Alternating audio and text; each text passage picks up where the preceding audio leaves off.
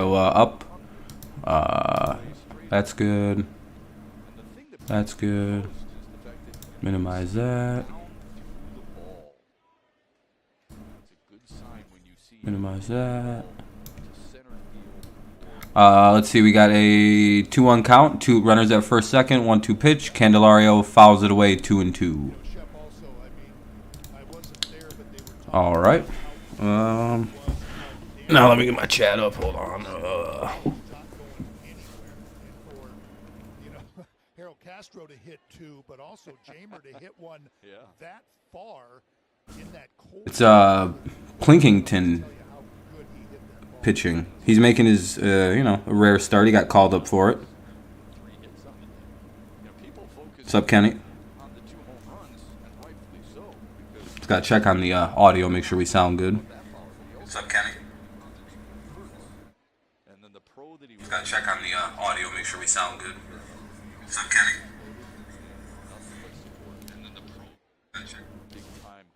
Sounds alright, right? Could be a little louder, I guess. I think it's good, right? What's up, Edward? Candelario strikes out, 2 away in the inning. Tigers do have a guy at first and second, so here comes Torque with 2 on and 2 out. Maybe a 3-run shot coming up. Be idea. Go Tigers, hell yeah. Everything sound good? The other thing, though, is the Guardians have not won a road game yet this year when the opposition has scored first, so hopefully that's a really good sign, and they'll keep that streak going. Ball 1 to Torkelson, down low and in the dirt. I'm thinking Torque break out this series. Torque's been he's been doing pretty good. I think 4 of his last 6 hits have been for extra bases, so been doing pretty good. What's up, Christopher? What's up, Paul? How you guys doing? Hopefully quite well. Here comes the 1-0. Hopefully this is a double. Foul ball.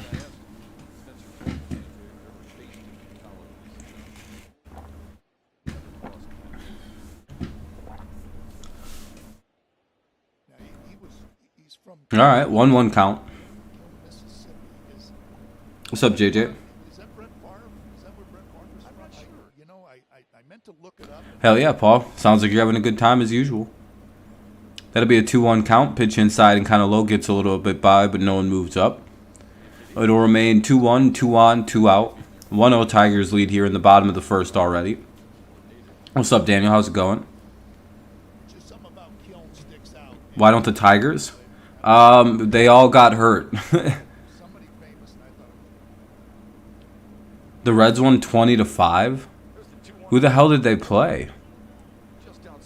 Oh, that'll be called ball 3, I guess. That was probably should have been called strike 2, but the Cubs, holy shit. Hey, what's up, Daniel? Both the Daniels are here. Audio good though? Good, bad, everything good. That'll be called strike 2 though. So now it'll be a full count for Spencer Torkelson with 2 away. That's good. All right. I'm still trying to, I'm still trying to get like the adjustment of everything perfect with this. What's up, Yeet? What's up, JJ? Yeah, Cubs got killed then.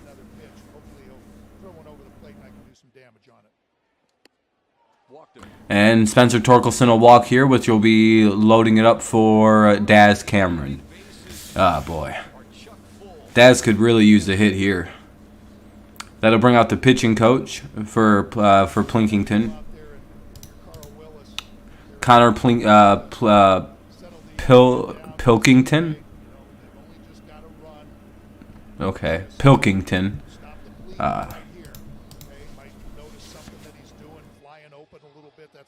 I'm at my dad's house, Paul. Visiting family for a little while. Mets are better. Well, yeah, I would say so. He's gonna do well here, hopefully, Deborah. We got him. You don't know if you like the new name or not? I think the rebrand is doing pretty good. I kind of like it. New thing.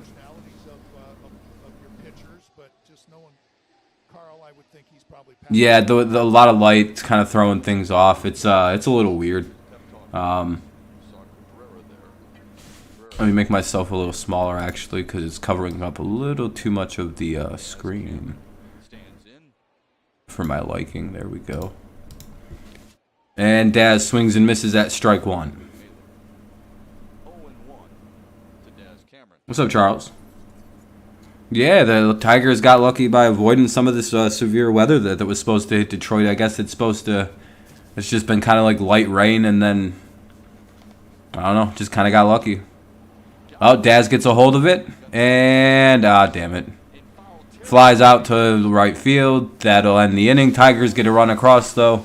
They leave them loaded, and, yeah, they take a 1-0 lead, though. So we'll see if Tarek Skubal can go out there and shut the Indians down in the top of the second. Top of the second coming up. Tigers lead 1-0. It'll be Miller, Naylor, and Gonzalez. Miller, Naylor, and Gonzalez due up here for the Guardians. I believe Gonzalez is making his debut this year, if I'm not mistaken. I watched part of yesterday's game against the Twins on YouTube. Turned it off because the offense. Yeah, Christopher, I'm mad I didn't do that game. Of course, they win in extra innings in like dramatic fashion.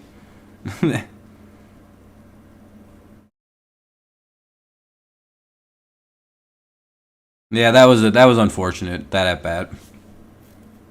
But it was 2 outs at least when the bases got loaded. I get less peeved when you load the bases and there was already 2 outs. It's like, well, I mean, it was already 2 outs.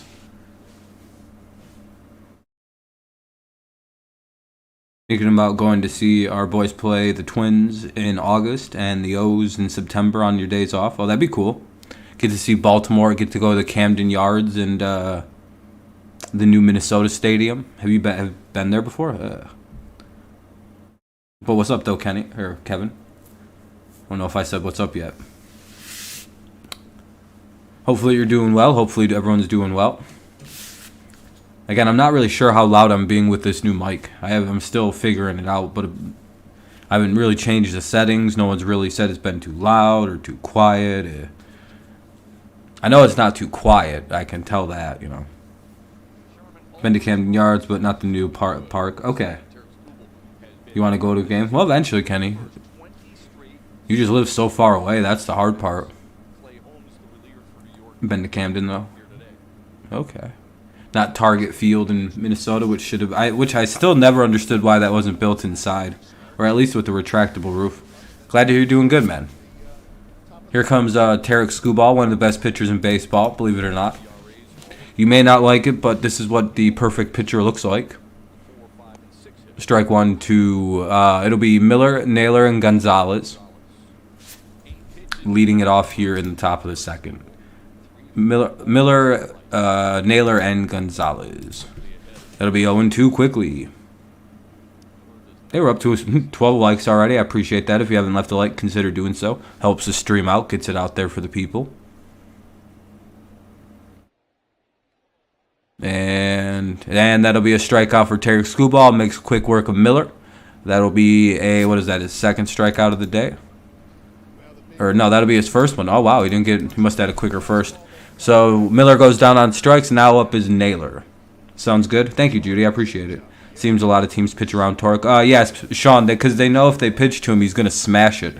I guess 4 of his last 6 hits are extra base hits.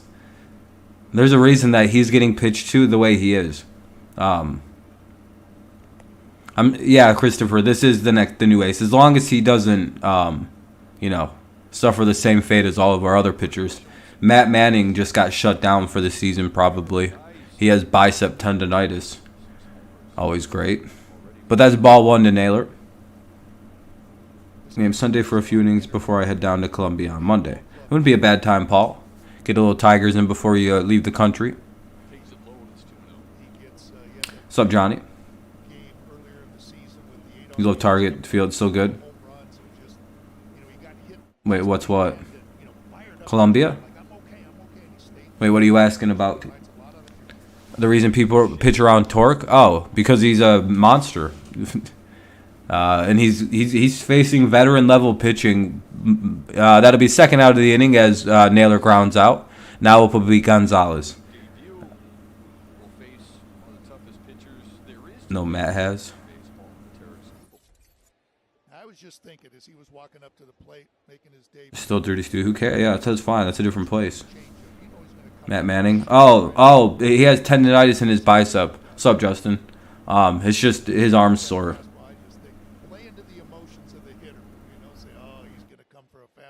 And nobody behind him for it. Yeah, exactly, Sean. Once Riley Green comes, it'll help out quite a bit. And like it's yeah, I remember Arns. It's Justin. Oh, did I not say Justin? I must. I was close. If I didn't say that. Yeah, Torque's a problem. Yeah. He's getting pitched to like he's a very seasoned veteran because he's well known.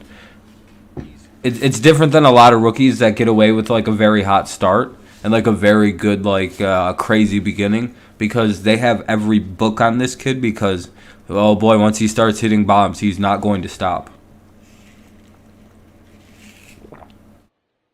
Again, think Paul Konerko, think Paul Goldschmidt, you know, guys like that are who he probably should directly compare to.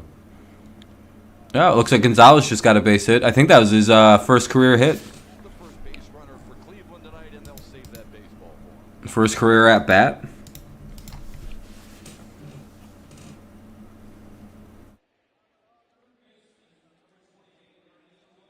Yeah, that's if Green gets off to a good start. Green will probably hit better than Torkelson will. I'm hoping Green comes in hitting. We all thought Torque would have more hits at this point in the season. I always figured Torque to hit 260 as a rookie, maybe even 250. Hold on. Runner at first, 2 away though. 0-1 count for Clement. Clement now the batter.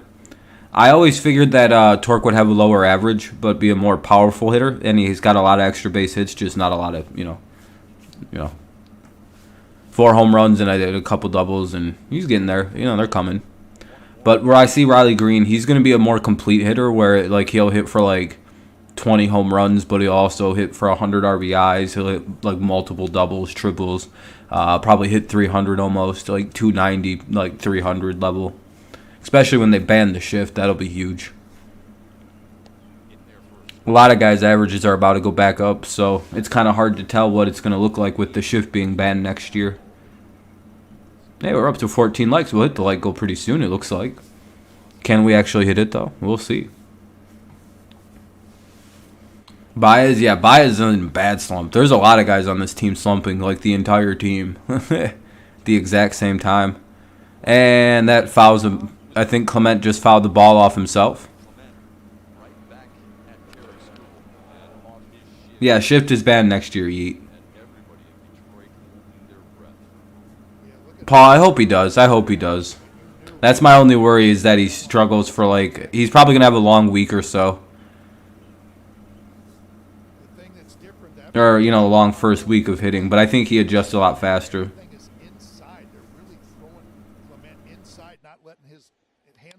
You're lefty, so hell yeah. Why is that significant? Is the shift worse for lefties?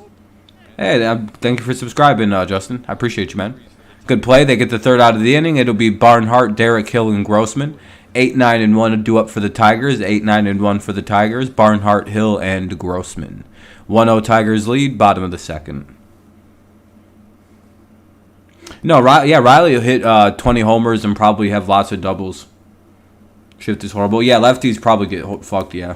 I cannot wait for the shift to be just gone. Oh, it's good for defense. It's good for baseball to have the shift. Yeah, for what? For pitchers to have 1 ERAs. Yeah, that's fun.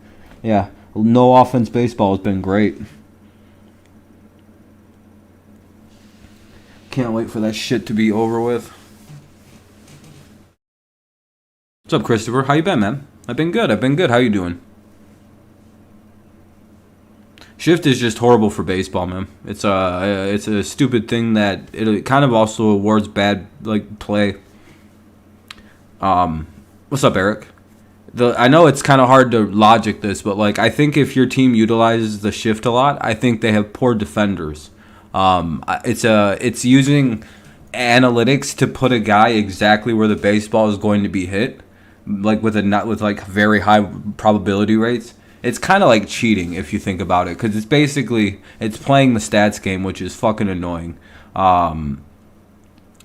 And what it does is you can put a below average defender right where the ball is going to be hit, and you'll probably put it in his glove and make the throw because he's a pro baseball player. So it allows teams like the A's, the Rays, the Royals, the Rockies, the Pirates, the Reds, the Guardians to be like dirt cheap and have like still competitive looking teams that shouldn't be able to compete against anybody on paper, because it'll be like teams that have like $30 million payrolls, and the only reason that those teams can compete and like field the ball and get to it is because they're put in statistically the most likely spot where the ball is going to be hit.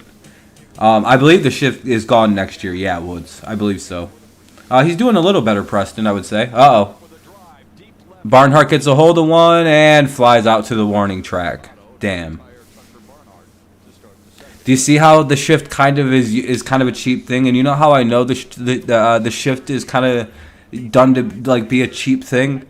The Oakland A's are like the creator of this style of baseball. You know what I mean? It's like, oh, okay. So a team that's notoriously cheap gets players that they can put in the best spots with analytics department, so they don't have to have like super athletes or pay very good players.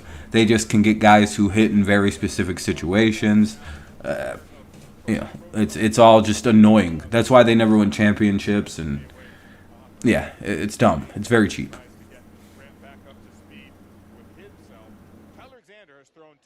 Yeah, there's a lot of teams that are fucked once the shift is gone. Yeah, because they have bad defenses that can't field.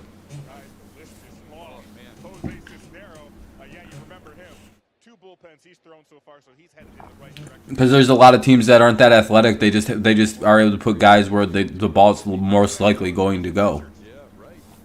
So you'll have like a fucking second baseman like who is like Jonathan Scope is probably one of the defenders who benefits from the shift, but he's actually a pretty good defender when he's not in the shift too. So, but like you'll have like terrible looking defenders playing pretty. I don't know. It's hard to explain. That's foul ball. Damn.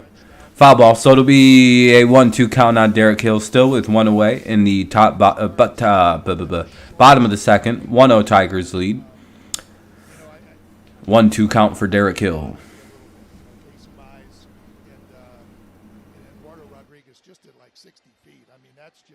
I don't know. The Tigers don't. The shift. I don't think the shift really hurts the Tigers. What hurts the Tigers is they just can't really hit. I don't think you even need to shift against the Tigers. You really don't need to field much of a defense. Number one, whenever you play defense against the Tigers, you get the gift of magic. Like that play fucking Tony Kemp made. That dude jumped like 90 foot in the air in one direction somehow. Backwards. Going like this and made a catch with like this falling the other way. One of the greatest catches I've ever seen a second baseman make. And he caught that. It's like you don't even need to be good at defense against Detroit. You just gotta be out there. And you'll make some crazy play.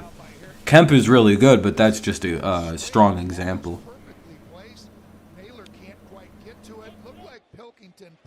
The shift was literally designed to stop hitters like Victor Martinez, by the way.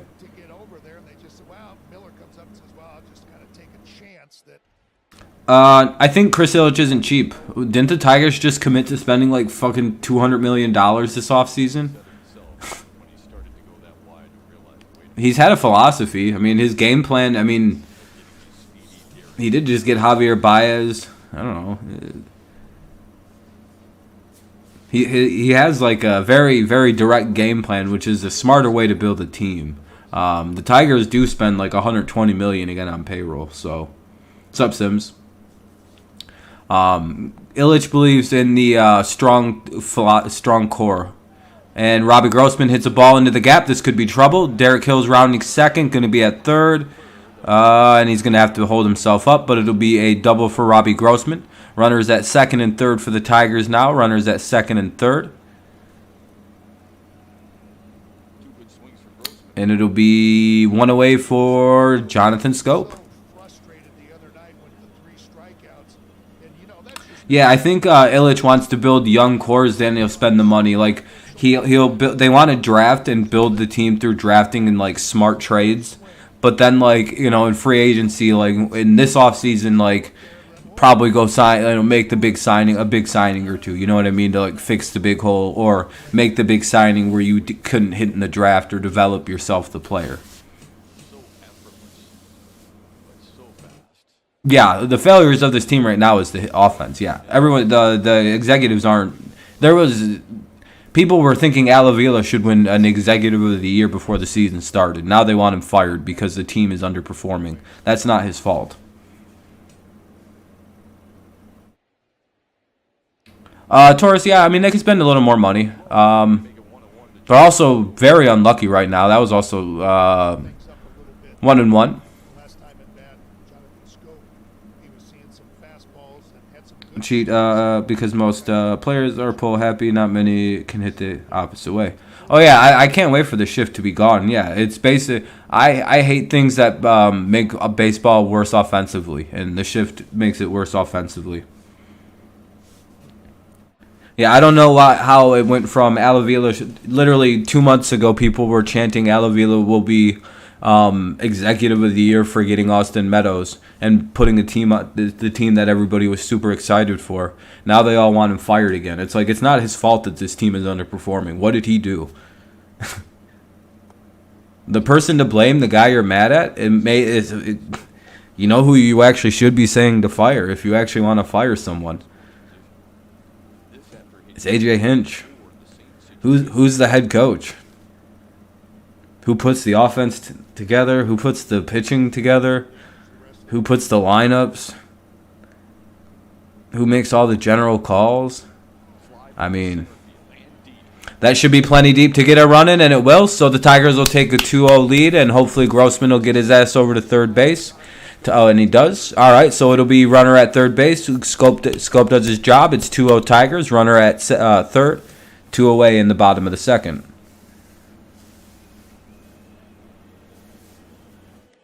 If anyone's to blame, it's Cool Ball. They got to fire that dude. The hitting coach needs to be fired. Yeah, he's got to go. He sucks.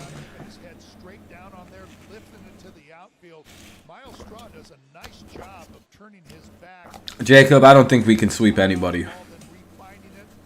But good luck this series, Jacob. Good luck this series, my friend. The Free Press has been saying AJ for a while now. The fire is under his ass, like what I said the other night. Yeah, Vincenzo. Yeah, I would say AJ. I'm glad the press is finally starting to put the pressure on AJ a little bit because it should be on him. It's like the dude is starting to. He's like not in it or something. I don't know. I think he'd rather be the coach of the Astros. I say fire him and just give the job to Chris Fetterman.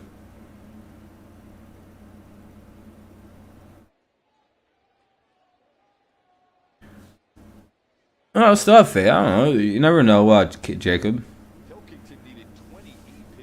You guys do really well against us.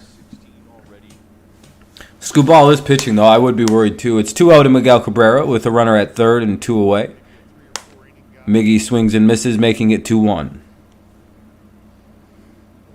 Yeah, the pitching coach. No, I wouldn't fire AJ Hinch. I'm just saying it. If he wants to leave, let him leave and go coach Houston. I'd rather have a guy be 100% committed. Like if Dusty retires and he opts out, I wouldn't be surprised, and you shouldn't be either. Pilkington or Pilkington, Connor Pilkington. Jacob.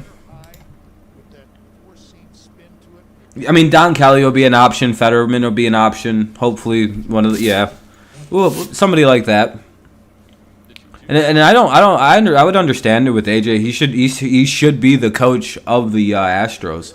The Astros should have did what the Red Sox did and been loyal to him, just like they were loyal to Cora. All right, dude, we'll just have a fucking year coach with some random dude, and he'll get fired, and we'll bring you back. You guys just called him up today, Jacob. Mickey gets a hold of it, but I think he... Oh, no, it's out of play. Whew. You guys made 8 roster moves before the game started. I think this guy Gonzalez got a base hit today in his major league debut, which is cool. Not easy to do off the best pitcher in baseball, Tarek Skubal. Hey, 22 likes. Thanks, guys. We hit the like goal. Pretty awesome. Let's see how much more we can get. Maybe we can hit 30, maybe 40 likes. That'd be pretty sweet. Yeah, you guys have a lot of random call-ups in your lineup today. All right, here's a full count pitch to Miggy. And that'll be a base hit. Tigers will go up 3-0. There we go. Good job, Tigers. Cash them in both. It's 3-0 Tigers. 3-0 Tigers lead here in the bottom of the second with the runner at first, 2 away. And let's see what Baez does here with 2 outs. Tarek Skubal, I think, has the second best WAR for a starting pitcher, I think, or some shit like that. We need grit in Detroit. We're a great team. We need grit in Detroit. We're a great, honest team. Perfect for players, management with kids. I think guys like Austin Meadows are great for Detroit. I like guys like Baez. I think he fits Detroit's culture really well that we like to have. Javier Baez would fit really well on those old Tigers teams. The Leland teams. He would have been a Leland guy. Same with Austin Meadows. I think both of those guys would have fit right in.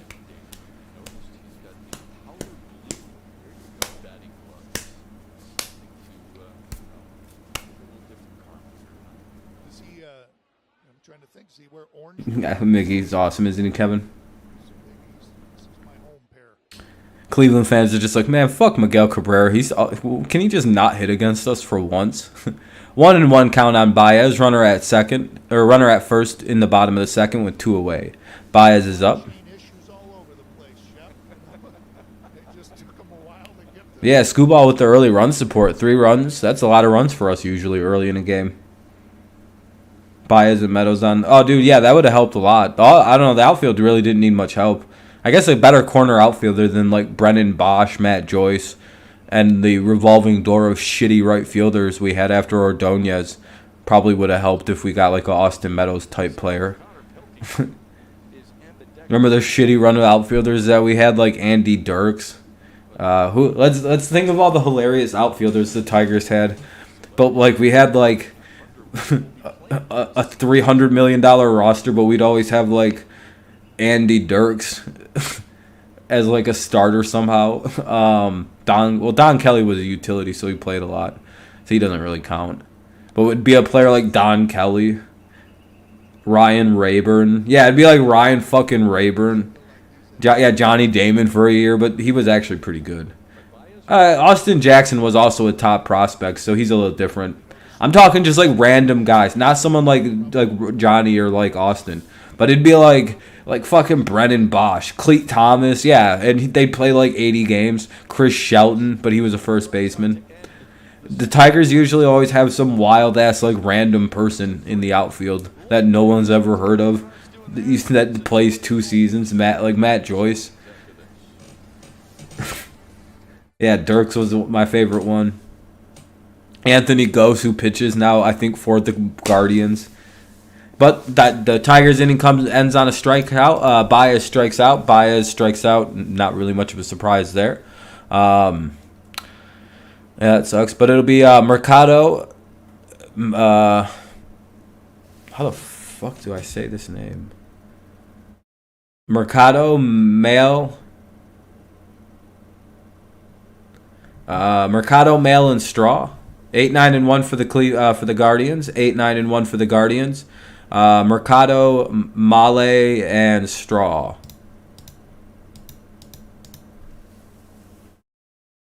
Eric Ibar, Anthony. Yeah, guys like that. Hilarious names. And don't count your chickens before they hatch, Troy. Hopefully this game just keeps going well. But it's top of the third. Tigers lead 3-0. Good run support early for Tarek Skubal and the company. Damn, we're up to 24 likes. All right, I appreciate that, everyone. Very cool, very kind.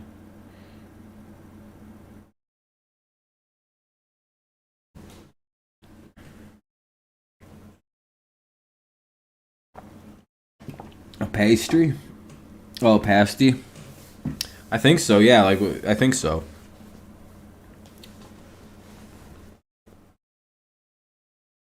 They're like pretty common, like up in the UP. They're like big like snacks or whatever. Yeah.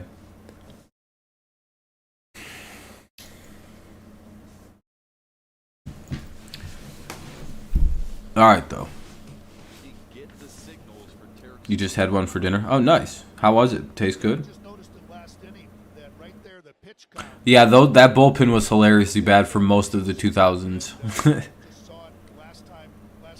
If we had this bullpen, we'd win a World Series. We would have never lost a World Series if we had this bullpen. From 2010 to 2014, we'd be talking about if that was the single greatest run of a baseball team in history. Well, I don't know. We won the 2010, 2011, 12, 13, and 14 World Series. Like, I really do believe if we had a bullpen, we would have won the World Series every one of those years. Yeah, we would have literally straight. Nobody would have beat those teams. Those teams were unbeatable except for the bullpen. Oh, yeah, easily. It would have been at least two. We'd have at least two. Or I'm not even going to say at least one. It would have been multiple. At least two. The reason for PitchCon is not just pace of play, but it's so teams. Yeah, easily, Paul. It's not even that crazy to say. It's literally the bullpen killed us those years. It was so bad, dude. Every year. Because Dave Dombrowski doesn't know how to fucking build a pitching staff outside of 5 starting pitchers. Another reason why everybody forgets why Dave Dombrowski needed to get fired. If they weren't an obvious elite starting pitcher, good luck Dave Dombrowski figuring them out. That'll be a double probably. Oh no, just a single. All right. Leadoff single for Mercado. Full closing error. Yeah, that was terrible. Phil Koch. Ugh. Yeah, Torres. That could have been the greatest run ever, but they couldn't pitch. Dave Dombrowski could not identify pitching, and that's part of the reason he got fired in Boston, and Philly's going to fire his ass too. Christian Stewart, he just kind of sucks. Phil Koch was a starter. Yeah, well, some guys aren't starters for real. Some guys can only pitch one time through a lineup, so they become relievers.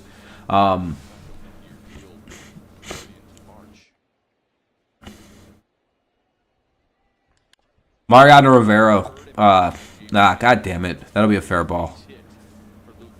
Mariano Rivera is a failed starter, technically. Greg Soto was a failed starter. Most really good closers are failed starters.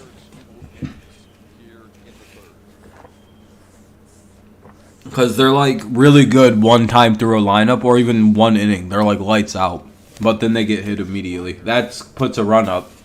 3-1 with the RBI double by Male. I can't really say the guy's name.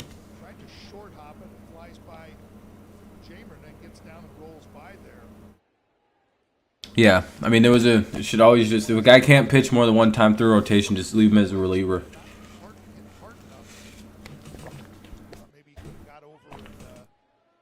Good pitch to Straw. That'll be strike one. 3-1 now. 3-1 Tigers still in the lead in the top of the third. Guardians putting up a fight here with the runner at second now and nobody out. 2006 was fun. Candelario with his toes on the grass at third base. Short hop by Jonathan Scope. He'll throw to third. Oh, good play by the defense. Good heads-up play by Scope at second base. The runner decided to take off and go over to third and got thrown out. Guy just made one of the worst mistakes in baseball. I don't know why he was running on the ball. Yeah, it was a ball very sharply hit to second base, so the guy takes off to third base and gets easily tagged out. So the runner reaches first base, but it's via fielder's choice, and Scope gets the out by throwing to Candelario, and Candelario tags out the Male, the guy with the double.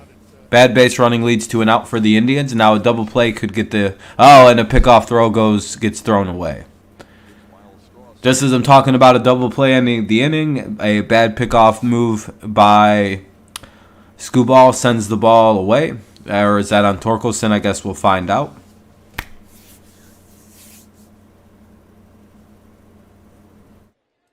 ...2006 was... Yeah, I don't think it was a good team. It was more of just a team of destiny.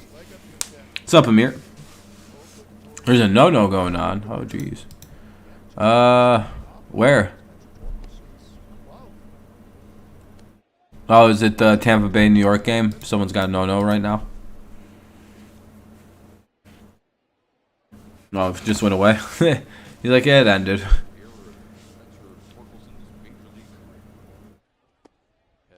2-0 count. Runner at second now with one away. This year's team is much like the 06 team. Yeah, it has very similar issues. 06 team really couldn't hit either.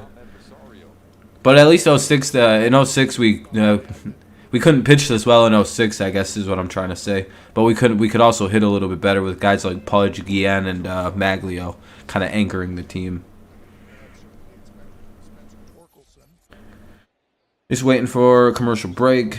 Came in, dropped. Hey, I appreciate you, Amir. You know I've already left a like on your stream. Yeah, Amir's doing the... What game are you guys playing? No, the Brewers? Oh, shit. So you probably got a bunch of shitty Brewers fans in there being assholes. They need to start testing Scope.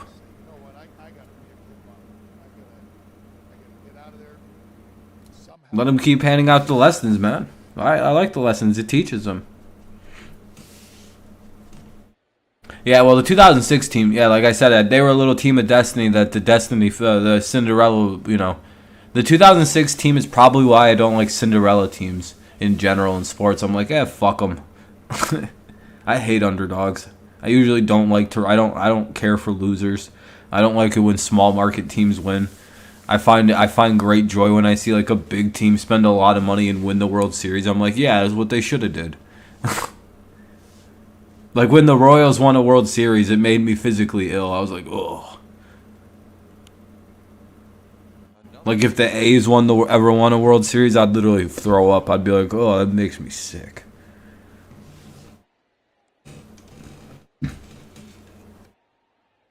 I wanted the fucking Guardians to win the World Series so badly against the Cubs, you had no idea. And these losers from Cleveland, of course, couldn't even give me the one thing I wanted, which was to watch Chicago suffer even more.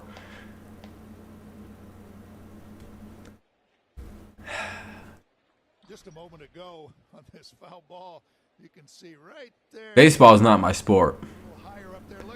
You know what I mean? Like it's my favorite, it's my game, but it's clearly designed for other people. I'm cursed. Football, it seems like all the good things happen to the teams I like and all the bad things happen to teams I don't like. That'll be called ball 3. 3-2 count here for Rosario. If the Rays ever won, I mean, they almost won multiple World Series, but back when they became, didn't they win one after the Devil Rays? Or didn't they go to the World Series or some shit? Kind of like when the Rockies went. It's like Harley's. And that'll be a walk. Put 2 on, 1 out. Tough inning here for Tarek.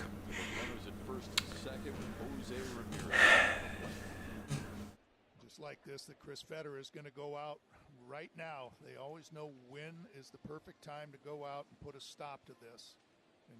Yeah, I find long losing streaks hilarious. Rays have no fans. Yeah, well, I don't have any issues with Tampa. I got the kind of beef. Getting more done as Jose Ramirez digs in. This is how much the batting Yeah, 2006 wasn't bad. I don't know. I just said it wasn't. I said they had better hitters than this year. I just think the pitching was way better than it was in this year. Obviously, it was Verlander's rookie year in 06, so that's kind of a weird situation. But I mean, that playoff run with that dude was the World Series. That was fun. Remember that?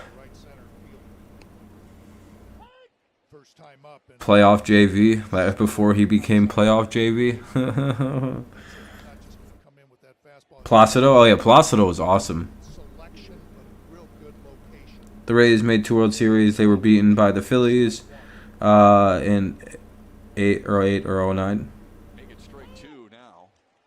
That's the knuckle curve from Tarek Skubal, and it's 0-2. Yeah, okay. Yeah, especially against a good hitter like Ramirez. You don't. I got to watch Magalo during this hit a grand slam at Comerica Park. I'll never forget. Oh, were you at the A's game? Or was that a walk-off 3-run homer?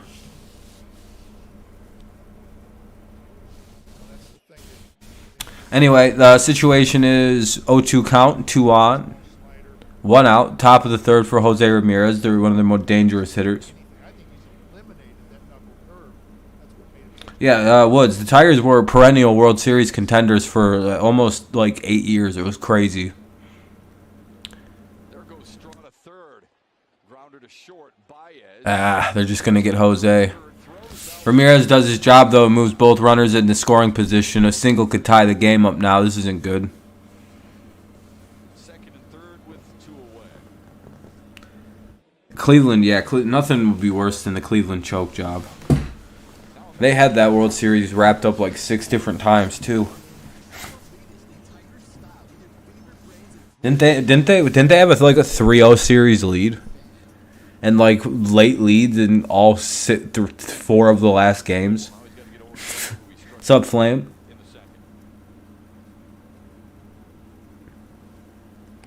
Yeah, I quit watching the Tigers. The day they signed Osmus, what's it called? Protested. I didn't watch Tigers baseball till they fired Brad Osmus. They hired that dude. I went, are you fucking kidding me? And I didn't watch another game. Literally, I don't know what happened in 2014. I have no memory of 15. I don't know what happened. I basically came back after Gardenhire. I almost didn't even want to come back after they hired Gardenhire because I was like, wow, we're going to hire this fucking fat has-been as the new coach? Great. He might die on the field. This is good, hilarious. But then I like Gardy, so I got over it a little bit. So, you know. And that'll tie the game.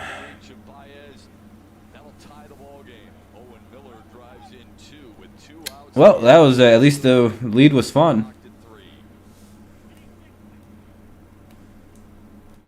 Tigers had a 3-0 lead, and they gave it right back this inning. Cleveland ties it up 3-3.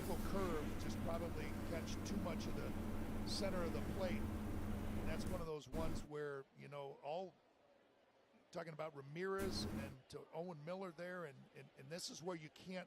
Yeah, I didn't watch a single game until they fired Osmus. From the day they hired him till the day he was fired, I was just like, I don't watch this team. It was tough.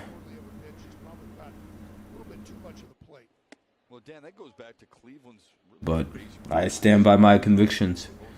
They should have fired Osmus. They should have never hired that guy. And that's not even me using hindsight. That's me being forced. That's literal foresight. I was like, oh no, he's going to ruin this team. And that's exactly what happened.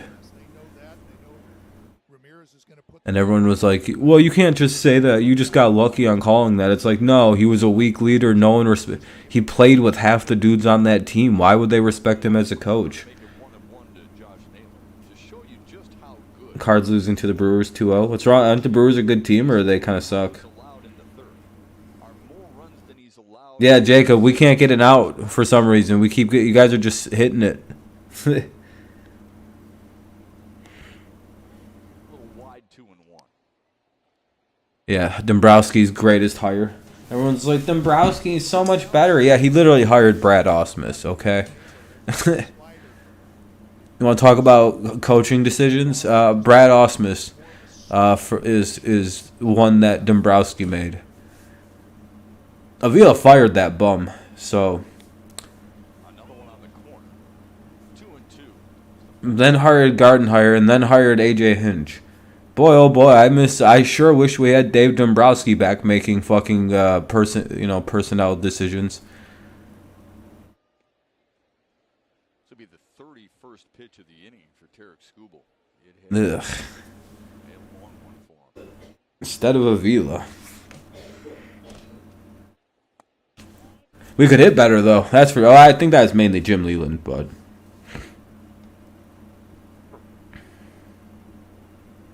Yeah, I seen that, Jacob. I don't even know how you scored 20 runs.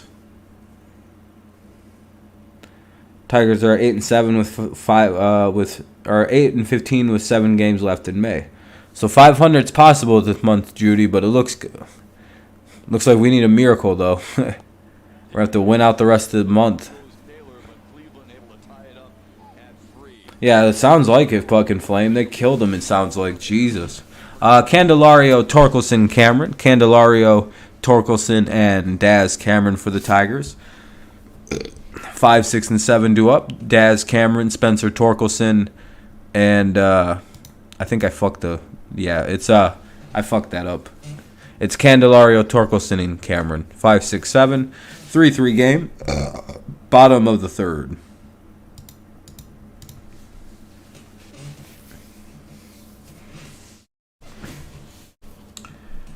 Yeah.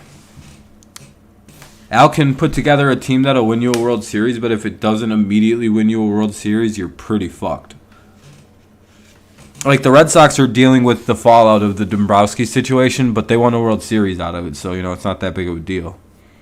It feels a lot less severe,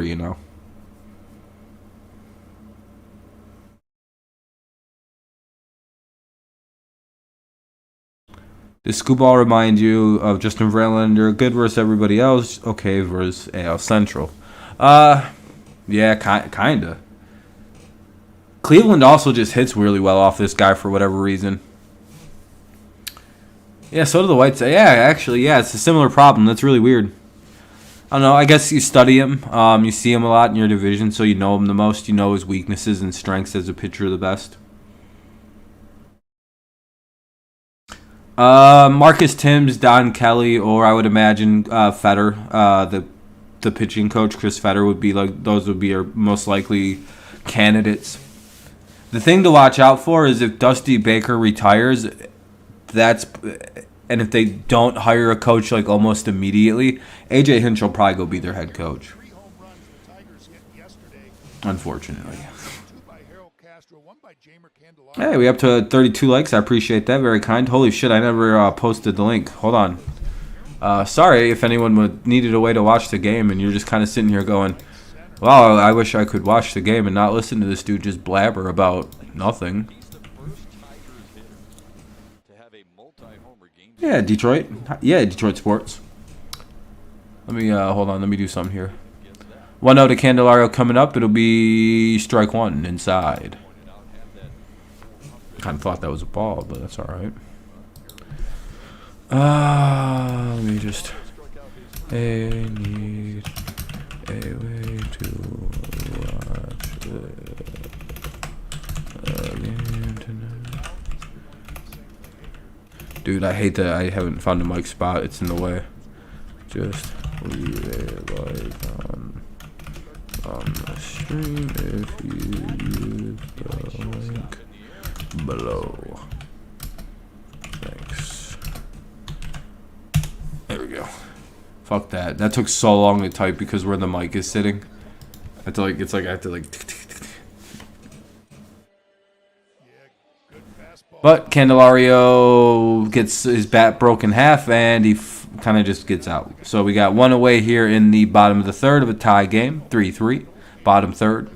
A lot of threes just mentioned. Right, yeah, Riley Green is what's happening to your keyboard? I was just typing. And it's right next to my mic, so it's probably just really loud. Just replace the divot and move on. I type fast, so I make mistakes, especially when my fucking hands have to be like kind of like curved around the microphone. Yeah, JB was a rookie, Paul. Yeah, you don't remember? He was literally a rookie that year. Nate Robinson, Nate, Mike Maroth. I think Bondo was in the rotation, but he got hurt by then, or he was already dealing with like the blood clot issue or whatever.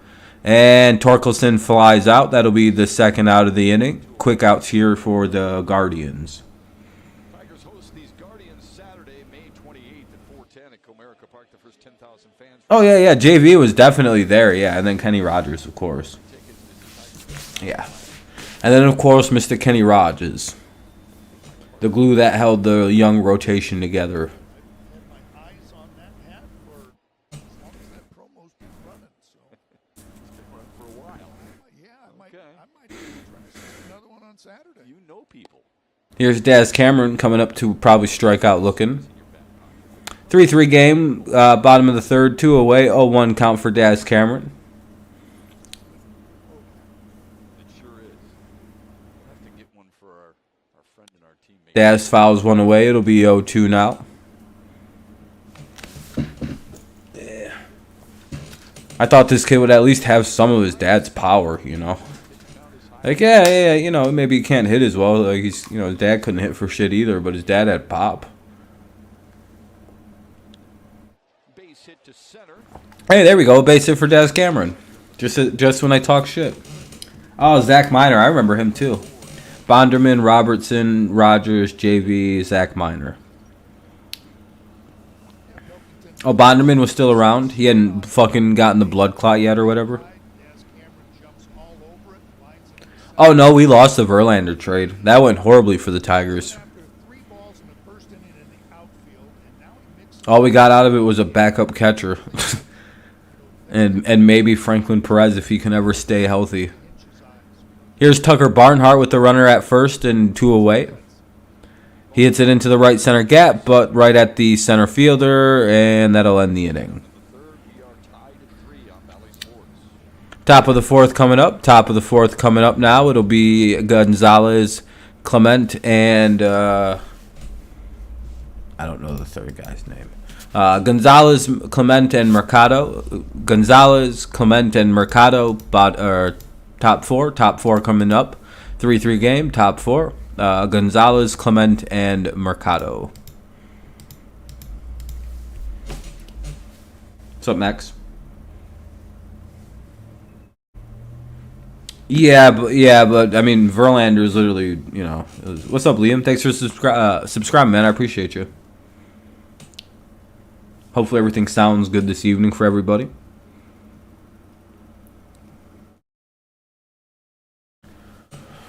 Oh, fuck.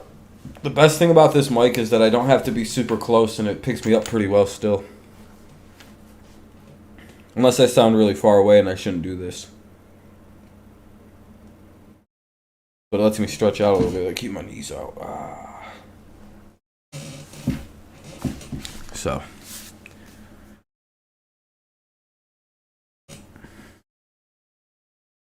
A lot of new flexibility in my life with the streaming. I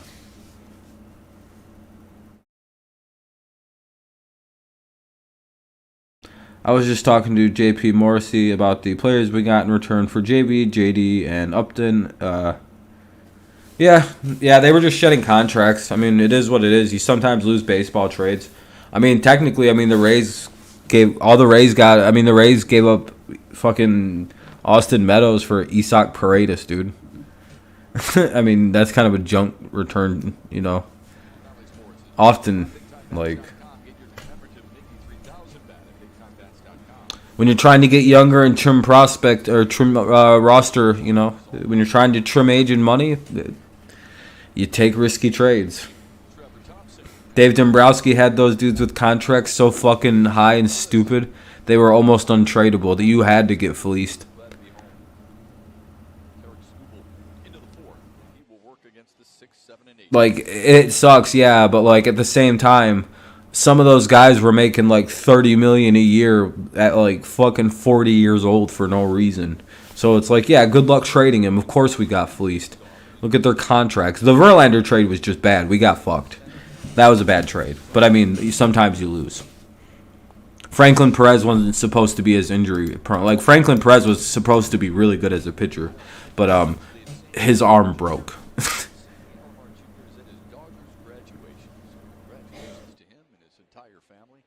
Like, Perez was supposed to be good. Like, it happens, you know. Like, pitchers are the riskiest thing to trade about.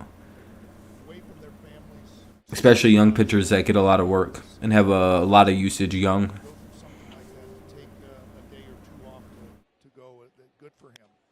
If I have a kid and he wants to play baseball and he wants to pitch, I'm going to be like, dude, just be a reliever. Don't even get into starting pitching. Never be a starter. That's terrible for your arm. Just fucking be a reliever. Go pitch your inning or two and sit the fuck down. Your arm will never get hurt.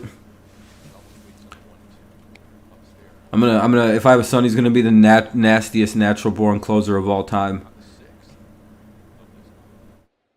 Nick trade, we got Alex Lang. Yeah, I mean, there are things like we also got Jeimer Candelario for fucking.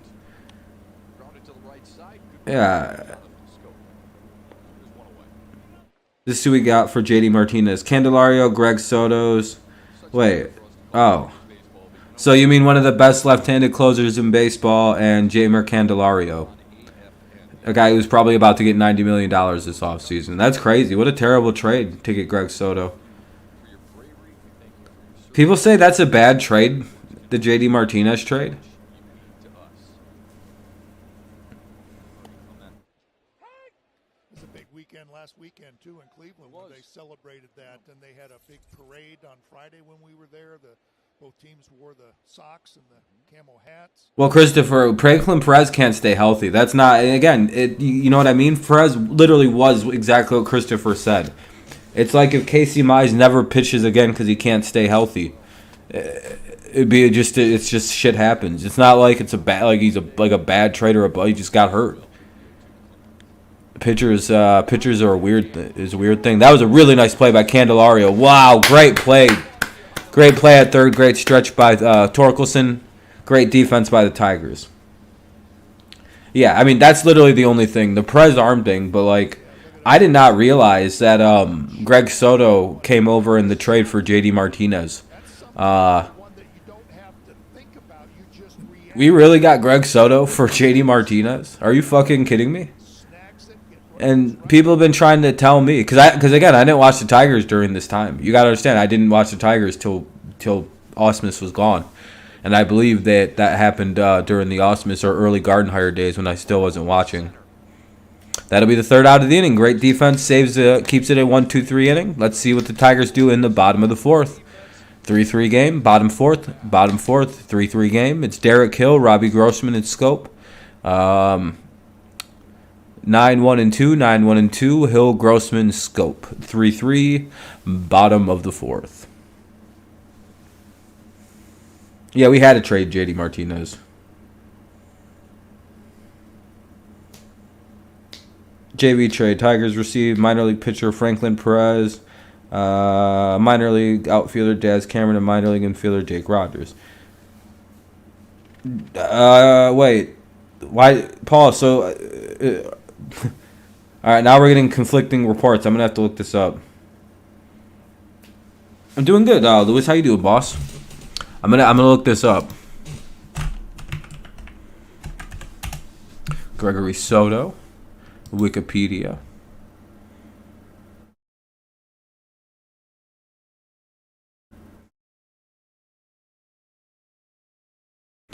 Uh-oh. Nah, he's just a Tigers prospect.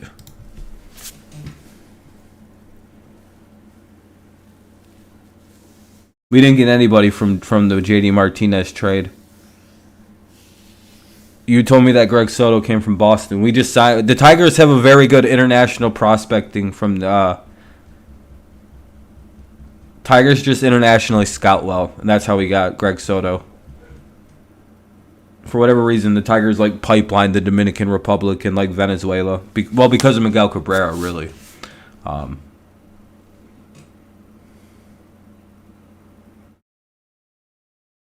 yeah, we got fucking like Dalwell, Lugo, and shit. It's fucking absolute trash. But JD Martinez's contract was so awful. Like, dude, I don't know. I just believe it was bad contract, bad defender, really great hitter, bad defender. And it just, we overpaid him, and it became too hard to trade.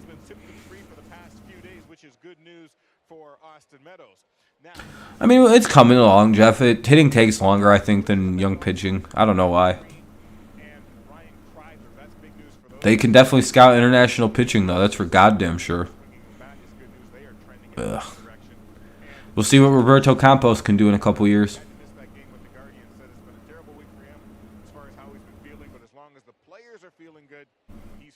Yeah, Tigers have a bad history of that, Mason, but they also have a history of just picking up really good players for no particular reason.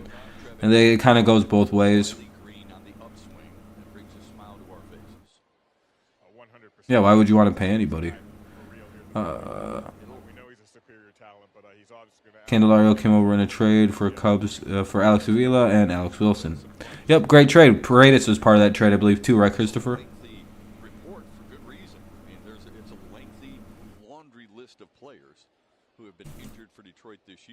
Yeah, we shed his contract, dude.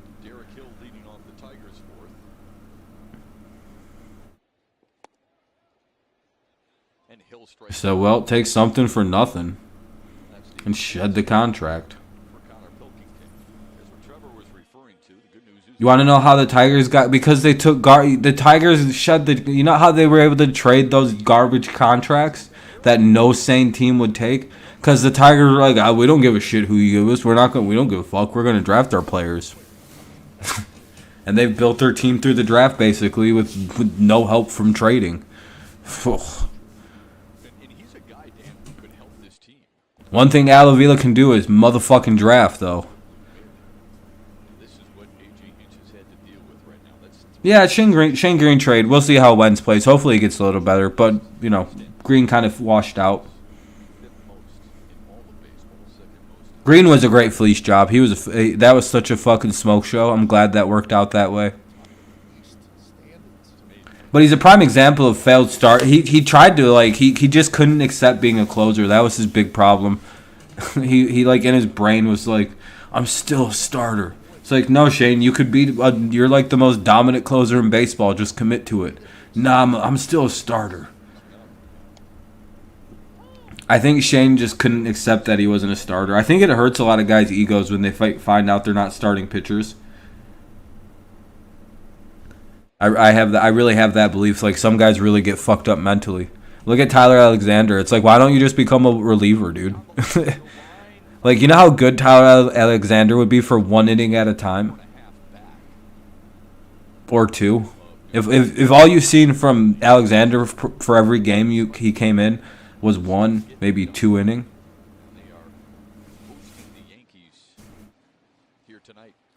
He'd be unhittable. He'd be unstoppable. But some guys just can't let it go about being a goddamn starting pitcher. Willie Peralta, if he was to let it go and just become a reliever, I think he's come to the realization, wow, I'm a really good relief pitcher. I don't want to be a starter anymore. Yeah, it's really easy to be that. Do that. Why not? Why bother with being a starter? Fuck that. I'd rather just pitch 2 innings. Which New Orleans Bakers beat Panthers because y'all won 5, we're 4-2. I'm not really watching much of that, JJ. The problem was we made it in Houston. The problem was made it known that we were rebuilding and done spending that. Exactly, yeah, exactly. The Tigers didn't really do it well, exactly. Yeah, Fulmer couldn't accept his arm being like Fulmer. He understands it now because he keeps getting hurt. It only took like 9 arm injuries for Fulmer to accept that he's not a starting pitcher. You know, He probably still thinks that somewhere in the back of his head he can become a starter again if he leaves Detroit, only for him to need Tommy John immediately once he pitches 8 innings again. This kid, Elvin Rodriguez, came out from the J-Up trade. Yeah, not bad. Well, NFL owner Roger Goodell didn't heard about the voting out Dan Snyder. I wish he did. What's interesting is that as you say that, Dan, oh, they didn't vote him out? Damn, the owners decided to let old Dan stay, huh? It's pretty crazy.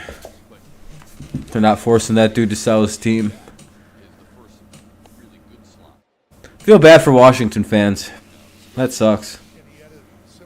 You like Alvin a lot. Yeah, he could be good. Oh. That's one that you want to swing at. And you want to have that kind of swing.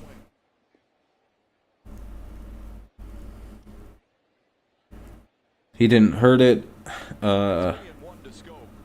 But the other owners want Dan out.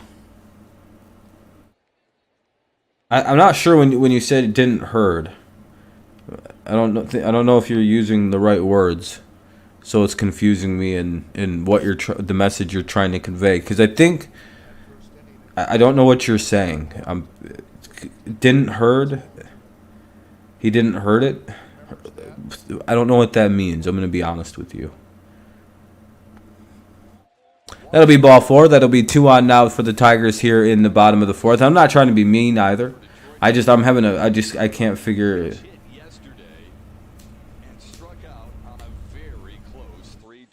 You can make the hell. Yeah, spammer. I really thought Fulmer was Fulmer was a great starter, but his arm just couldn't handle the strain of pitching.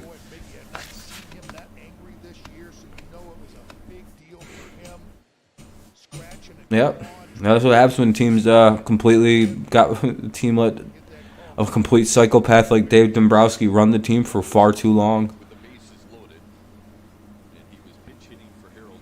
And a senile old man fucking wanting a World Series desperately.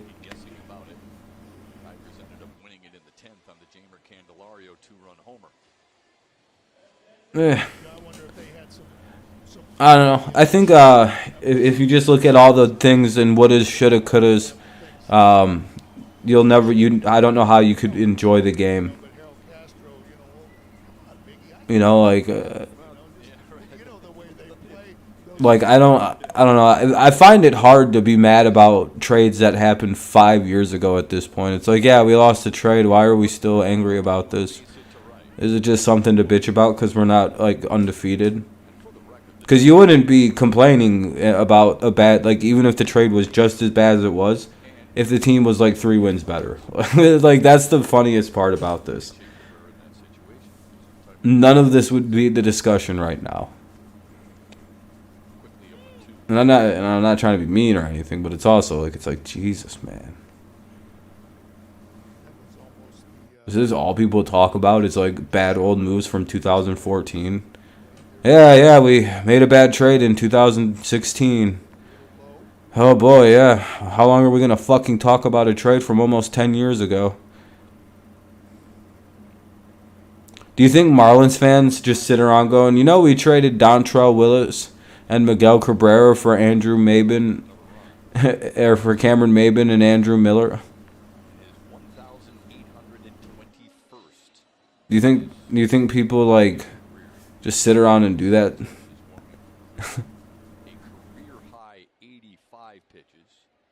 No, sometimes you lose trades. It happens. Cabrera pops it up, foul territory. Naylor giving chase, but runs out of room.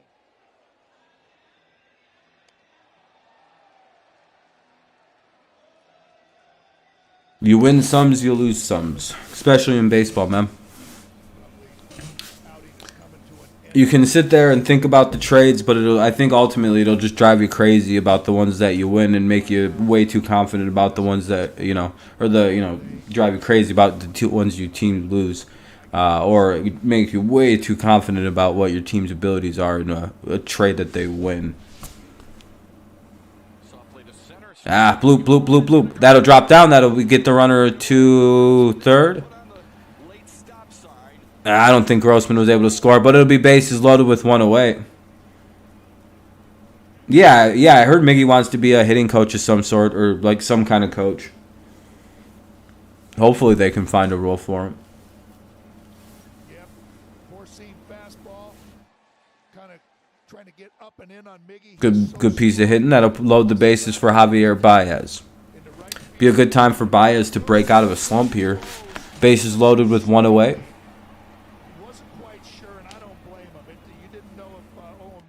Going to be able to get to that or not. I think the pitcher just got pulled. Sees it's going to fall. The Tigers are in good shape. His second hit. Yeah, the pitcher just got pulled. The Tigers have the bases loaded. Reese Olson, no idea, Paul. Miggy at hitting coach sounds intriguing. Maybe. It might be fun to watch him, see how he would do. What's up, Kenny? You just listening? For sure. Yeah, he said he wants to anyway, Paul. He likes being a Tiger a lot, from the way it sounds. Enyel De Los Santos is coming in. Enyel De Los Santos. I don't know how good he is. Could be really good. Could be bad. But it'll be Baez with the bases loaded, bottom of the fourth. Baez is up, bases loaded, bottom of the fourth. One away. 3-3 game.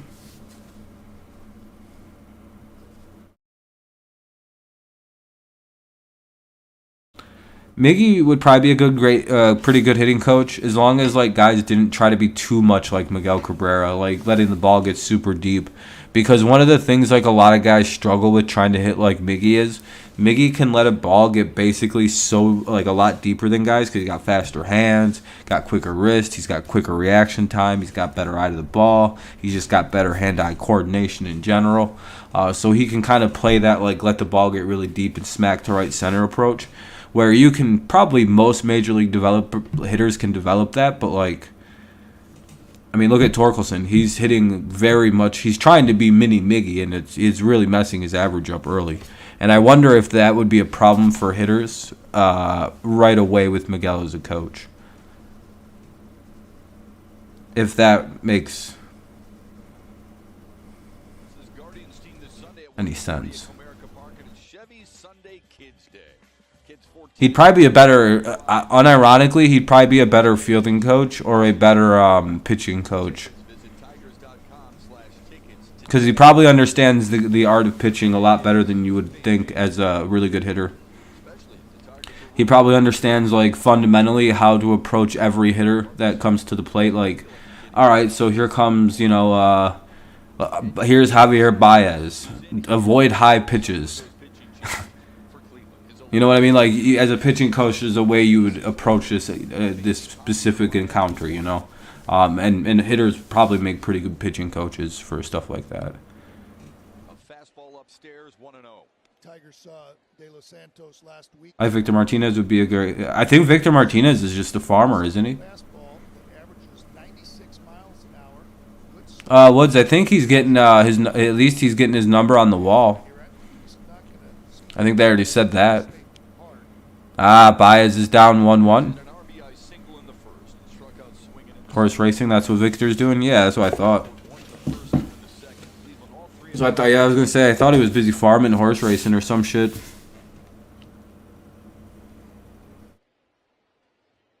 Yeah, Christopher, yeah, for a lot of good young hitters, Miguel would be good. It's just, some guys it might not work for. But I could be just kind of talking out my ass. And 1-2. Baez trying to hit a grand slam right now, even though a base hit would score multiple runs. That was a nasty pitch, though.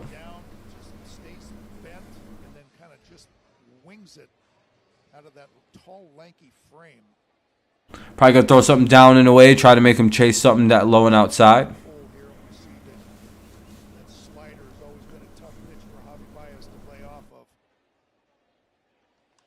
Oh, they went upstairs. Went outside, but went up with it. I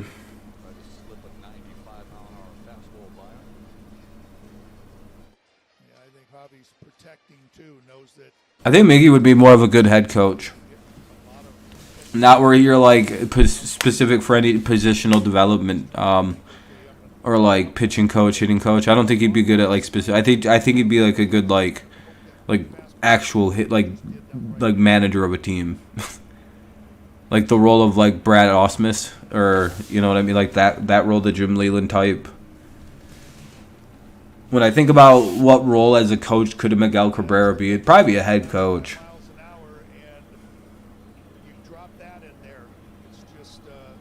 That's what he is. He's skipper, the head coach.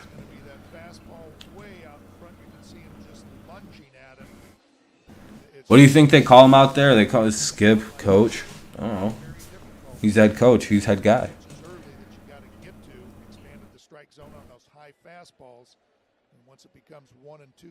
I hate the term manager. That feels like it's like that feels like it's I don't know. Manager feels like it's like the role of like Alavila. Oh! Candelario just hit a grand slam, or is it foul? Oh, it was foul.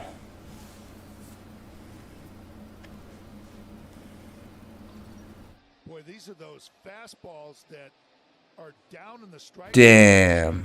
Is getting underneath those and really hitting them well. See on that replay that just it was hooking. Just foul. Looking at it, wait a minute, what's it gonna do? I think that one's gonna go foul. Man, Tiger's gonna strand the bases loaded. 1-1 now. Yeah, he is, Woods. He's starting to be a little bit better at the plate now. Starting to realize he has a contract due at the end of the year. That way out front with hooks and foul, De Los Santos comes back with a changeup, knowing that, hey, he's on that fastball. Just couldn't throw it for a strike, but good sequencing. Popped it up. Ah, flies out. That'll end the inning. Well, that was a bad inning for us.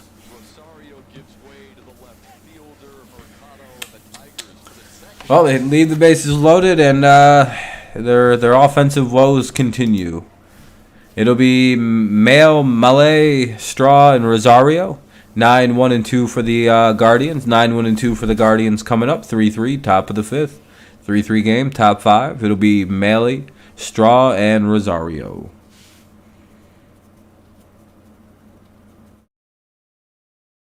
Yeah, that sucked. Candy almost blasted one. Literally missed it by a fucking foot.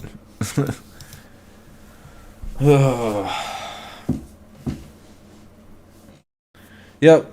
By about that much goes foul. Literally by about a foot. Thank you, though, everybody, for tuning in. We're up to 38 likes. Well, it looks like we'll hit 40. I wonder how close we can get to 50 likes. We'll see, though. Might fucking hit this light pretty soon, though. It's kind of dark.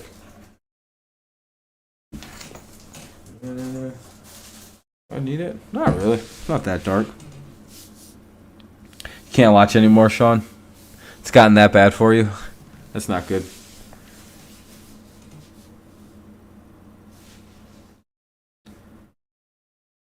He's supposed to be typical gamer, but yeah. He's playing more like there's not really a name that is like Javier Baez. That's kind of a unique name, so it's kind of be like, yeah, he's playing like you know what I mean? Just like if you have a name like Robert Smith, like fucking Clownerts, or the, you know, it'd be easier. But Baez is such a name, so you can't even make a clone name that would sound right.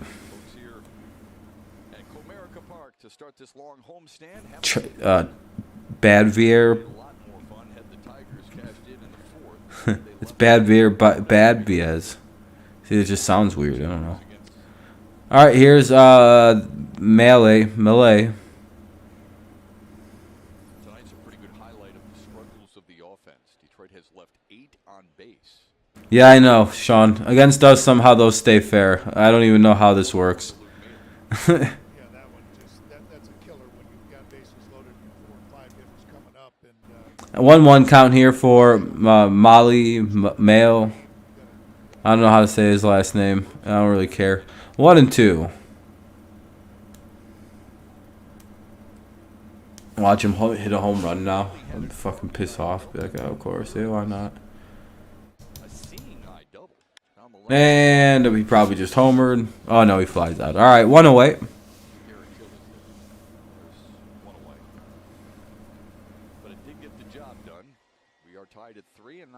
Yeah, our ballpark hates us because we made it too big. They need to bring every bit of this in by like 20 feet in most directions. Left center to right center needs to all move in just 20 feet. It'd be, and you know what you could do, and it'd make it one of the more unique looking parks, is connect it so like you can walk from right, like keep it divided behind home plate, but like from this side of the stadium you could walk. Hold on, I got to turn on the light there. Like the way you could divide it would be pretty cool. Like if you look at it, that you could put in a whole stadium seating out in center field to shrink it. Looks like he's just, got the same kind of stuff. Yeah. Rob, how do you get the Tigers radio on the MLB video? What do you mean? What are you talking about? What? I don't know. What are you asking me, Lewis? How do you get the Tigers radio on the MLB video? What? It's just the link. I don't know. I just found a link with a live stream. I didn't do anything. I don't know. It's an infield single for the Cleveland leadoff man.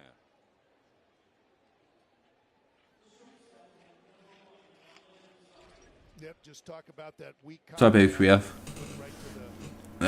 Infield single for Straw. 1 away, though, in the top of the 5th. Runner at first. Top 5, runner at first. 3-3 game. Reese Olson is at Erie. Oh, that's good. This does happen a lot where we do a lot on base and the other team. They'll probably. This guy will probably hit a home run, Rosario. I wouldn't even be shocked. Be like, oh, yeah, of course.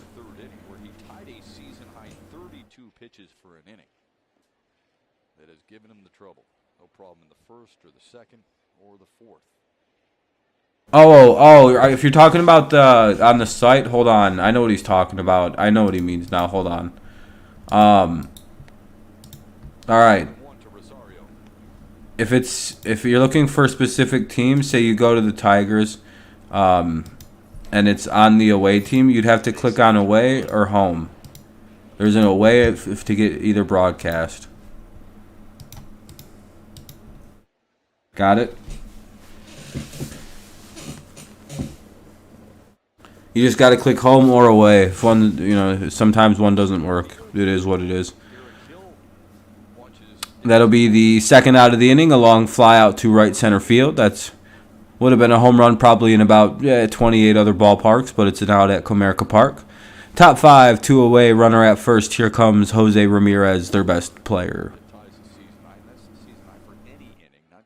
I think that's what Lewis was asking about anyway.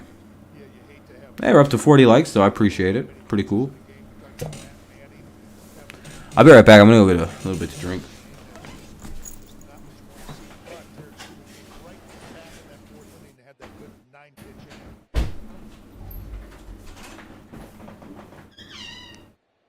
Dealing with Jose Ramirez, who's 0 for 2.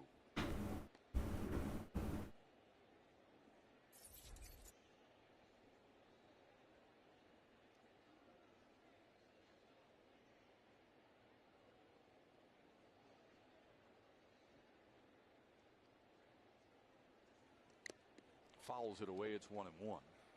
What did you think about that contract that he signed, Jose Ramirez? I know that a lot of people said, oh, he could have gotten a lot more money, and it was just he didn't want to go anywhere else. He's just very, very comfortable here in Cleveland. Just says, no, I want to stay here. I'm not going to become a free agent, test the market or anything. I'm going to take that and I'll be very happy with it. Well, it was a 5-year, $124 million extension with a no-trade clause. This is how good he has been since 2016. I quite honestly thought Cleveland got a bargain. It's the largest contract in franchise history, and they had never handed out one larger than that. So now he's under contract for 7 years through 2028, and you got to feel pretty good if you're a Guardians fan. I think he's a heck of a player. I think it says an awful lot about him. Go on back. Say, you know what? Hey, Damn, Ramirez is still batting. Didn't think he'd still be up. What's up, Daniel? Yeah, we went to rebrand. Who would you take, Troy? Who would you keep? All right, that'll end the 5th. Let's go to the top of the 5th anyway. Bottom of the 5th coming up. Bottom of the 5th coming up for the Tigers. It'll be Torkelson, Cameron, Barnhart, 6, 7, and 8. 6, 7, and 8 for the Tigers in the bottom of the 5th.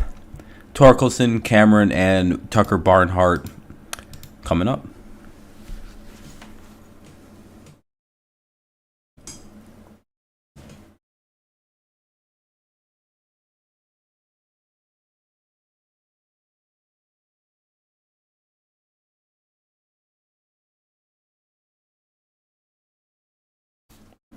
Well, we'll see if any runs can come out of this. Maybe Torque will hit a home run, or I really want to say Badu, but I'd have to say Hill because he plays center field really well defensively. Yeah, if Hill could start bunting a little bit more consistently, he could probably be a starter. Ball bounces off of Canseco's head for a home run. I wasn't alive on this moment yet. On May 26th of '93, I wasn't born yet. A month after the ball bounces off of Jose Canseco's head, I was born.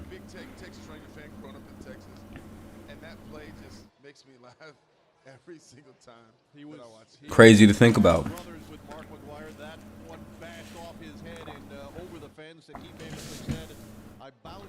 Homer off the top of my head. It is also the anniversary of that man, the birth of a world champion and Dan Petrie's former teammate.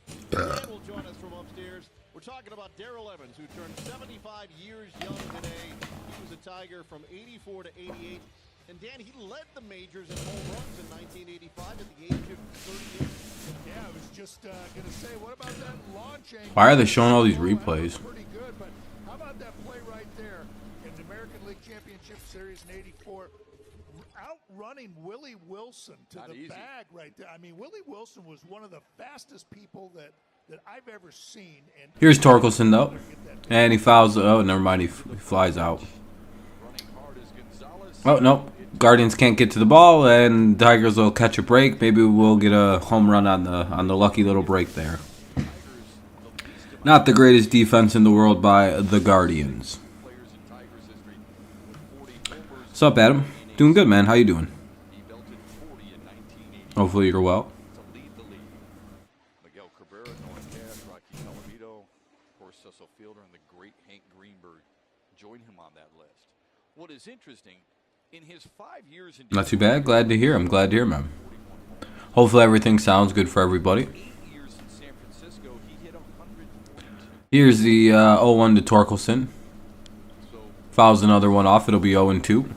Bottom of the 5th, 3-3 score, but it's nobody out. Bottom of the 5th, 3-3 score here between the Guardians and Tigers. Torkelson is 0 for 1 with a walk in the first. Could use a big hit here. He hit 42 as a second baseman. Oop. All right, inside ball 1. Tigers were just in Minneapolis. I'll never forget being in Minneapolis when Darrell hit his 300th home run, and as soon as he got back to the dugout, I hollered at him, Darrell, look at the scoreboard. Look what time it is, and it was exactly 3 o'clock. No and way. He looked up there. He saw 3 o'clock and just looked at me like, you got to be kidding me. Oh. That is kind of a... Anyway, there is one away though. I think it would surprise a lot of people. Torkelson goes down. Hit 414 home runs. That's a lot of bounce. Well, you got to Now up his dad is Cameron. Nice skyline tonight. He played a big part in that 1984 season too. Just that we were all pretty young and just Picture perfect night for a night that was supposed to be storm riddled and you know.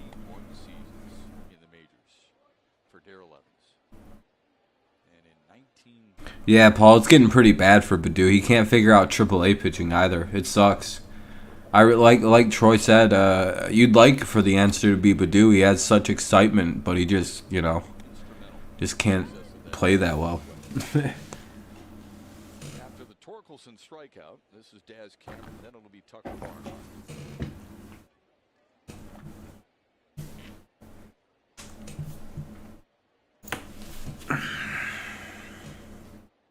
Here's the 1-1. Inside 2-1. Singled his last time up. One of 7 hits for the Tigers here tonight.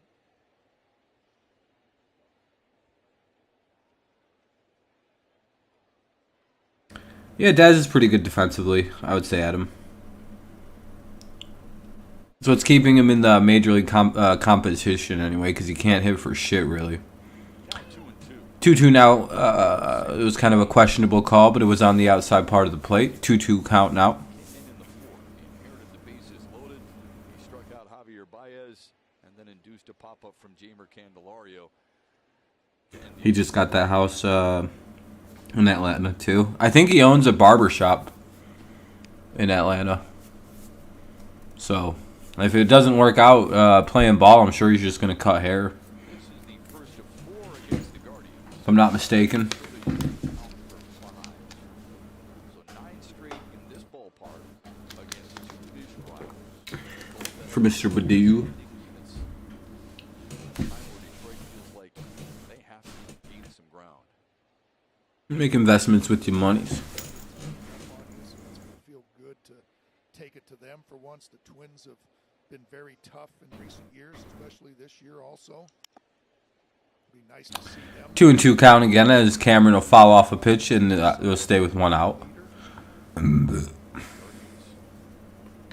of Detroit, Chicago losing to Boston tonight, and just a game over 500. I'm sorry to hear, Chris. I hope you feel better, man. Sorry to hear that your leg's not doing the greatest. Hopefully you feel better, my friend. Like Detroit's bullpen has surprised a lot of folks. Cameron waits on another 2-2. Popped it up. That looks like the second out of the inning, and it is 2 away. Bottom of the 5th, 2 away as Cameron flies out. That'll leave it to Barnhart to do something here with 2 outs in the top of the or bottom of the 5th of a 3-3 game.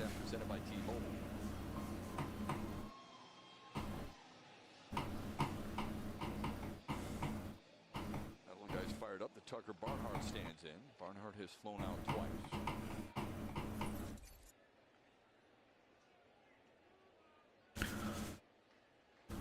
All right, here's Barnhart. He's 0 for 2 with the line out and a fly out.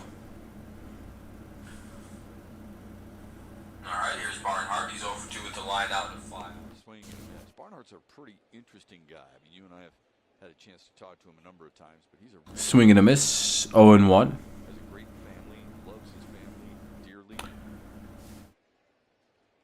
Good golfer, but he's also there's some musicians on this team. It'll be called 0-2 now. Kind of a questionable second call, but it looks good on the. In the Tiger clubhouse. Yeah. I mean, I played it as a kid. And I thought, I didn't know it was still really a popular game. Yeah. And you walk in there, and there's several games going on, and everybody watching over their shoulders. Outside 1 and 2. Look at this, 3 change-ups in a row from Los Angeles to Barnhart. Talk about just throwing an occasional change-up. This fastball's not his right hand, but he's very comfortable with that change-up to left-handed hitters.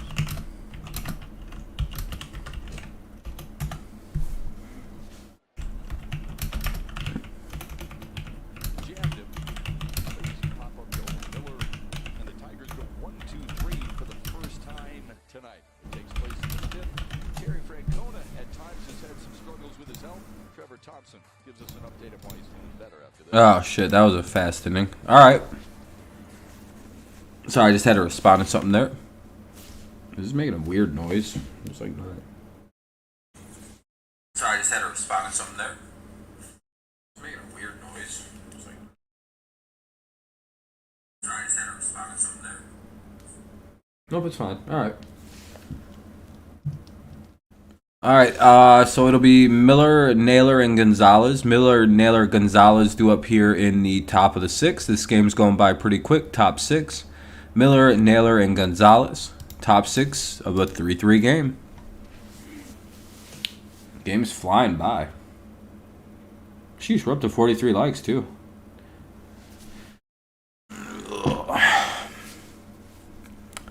Quick moving game. Spent a decent amount of offense, too. Good pitching to kind of speed things along.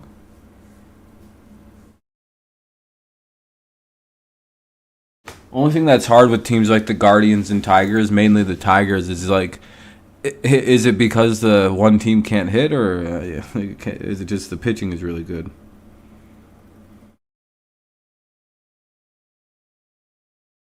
Looking at the box scores of the past few Mudhead games, and Badu has not been in the lineup at all. Oh, that's not good. The rain's starting to come. Uh-oh.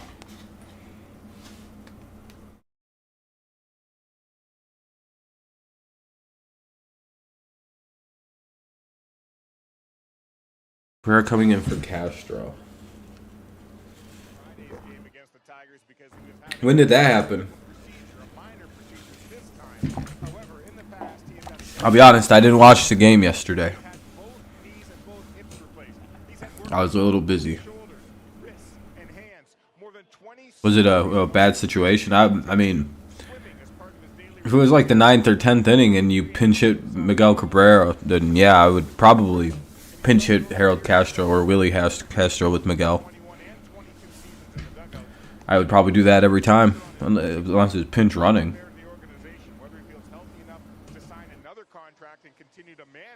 Is one question, but what is not in question, Matt, the fact that the Guardians want this guy around as long as he wants to be around in the game of baseball is better with him in.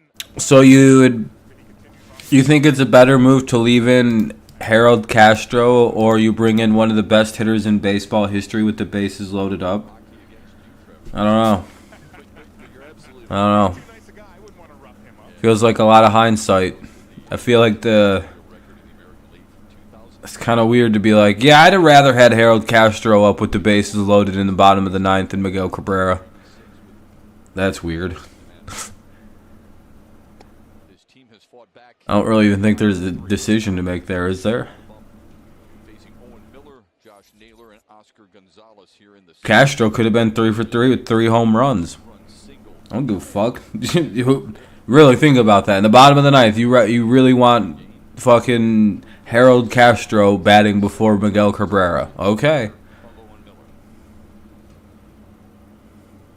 Yeah, Tarek always talks about he does not go out chasing strikeouts. If he gets them, fine. But the announcer said they would have stuck with Castro. Yeah, and that's why they're announcers and not coaches. It has a real good changeup, and that's a good. Sorry, but like, I feel like if they leave him in there.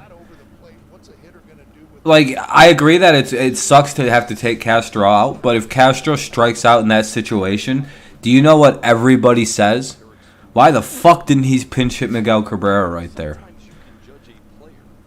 That's a no, unless somebody wins the game in that situation, it's a no-win situation for AJ on the coaching decision department. Should be the second out of the inning, and it is 2 away. Top of the 6th, 2 quick outs here. They happened so fast, I don't even know who got out. Gonzalez is up now with 2 away.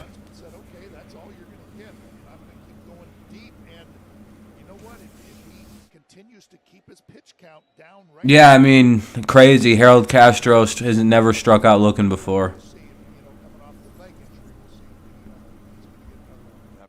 I know you're being sarcastic, Reptar, but like, that's hilarious that you'd rather have Harold Castro in the bottom of the 9th for your team.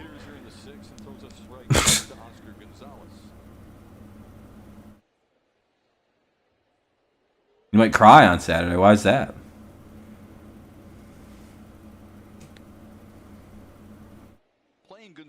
straight up. Still plenty on the fastball, as you see there. 96. I don't know. Well, the right move is pinch hitting. I get it that Castro's having a good day, but if he doesn't make the move, the media crucifies him. So, because imagine if Castro goes up there and does strike out. Like, are you saying, like, should he have Miggy have been pinched hit for, like, right there? You know what I mean? Like, it's like one of them complicated things of he's gonna get crucified if either doesn't win the game. If that makes any sense. I think it's a damned if. I think either move is fine. You could have left Castro and it would have been fine. I mean I would have pinched it too. I would have put Miggy in. Bases low. That's usually Miggy. Yeah. But the media goes after you hard either way on that one if it doesn't turn out. Because the conversation wouldn't be, wow, what a dick to sit Harold Castro and not bench him when he's had a good game. It would be, why didn't he pinch hit with Miguel Cabrera with the bases loaded with 2 outs in the 9th? The fuck is AJ doing? You know what I mean? It's a really complicated. That one, it's a weird one, isn't it? I don't know.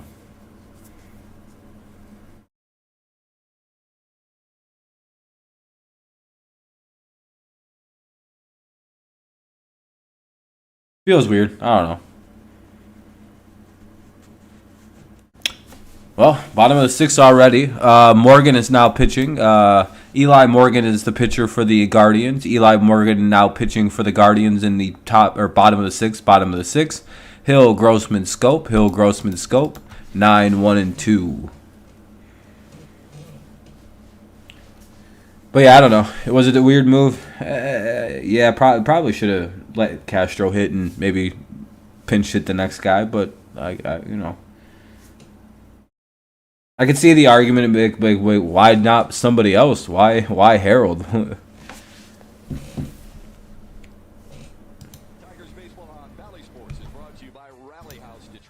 So I guess I could get it from that side of the argument. That makes sense to me.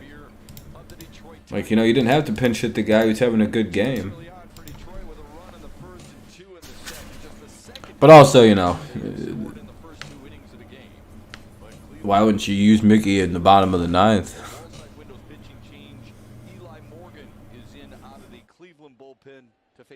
All right, here's Eli Morgan against Hill, Grossman, and Scope. 9, 1, and 2 for the Tigers. Maybe a leadoff bunt for Hill. Nope, it'll be ball 1. You're about to head to lunch to get ready for the second shift. Second 8-hour shift. Oof. Paul, you do a lot of working, man. Ball 2 outside.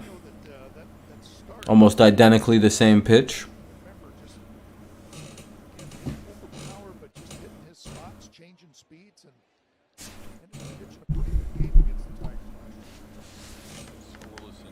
Sitting like this, okay. Yeah, Adam, you'd expect him to bunt more and be more of a soft contact hitter and utilize the speed and steal, and you'd expect it to be more effectively done with him, but he just doesn't do it. There was 3 days where he looked like he was going to start bunting, and then he's like, I ain't going to do that. Never mind. 2 and 2 now for Hill in the bottom of the 6th of a tie game. And Hill strikes out.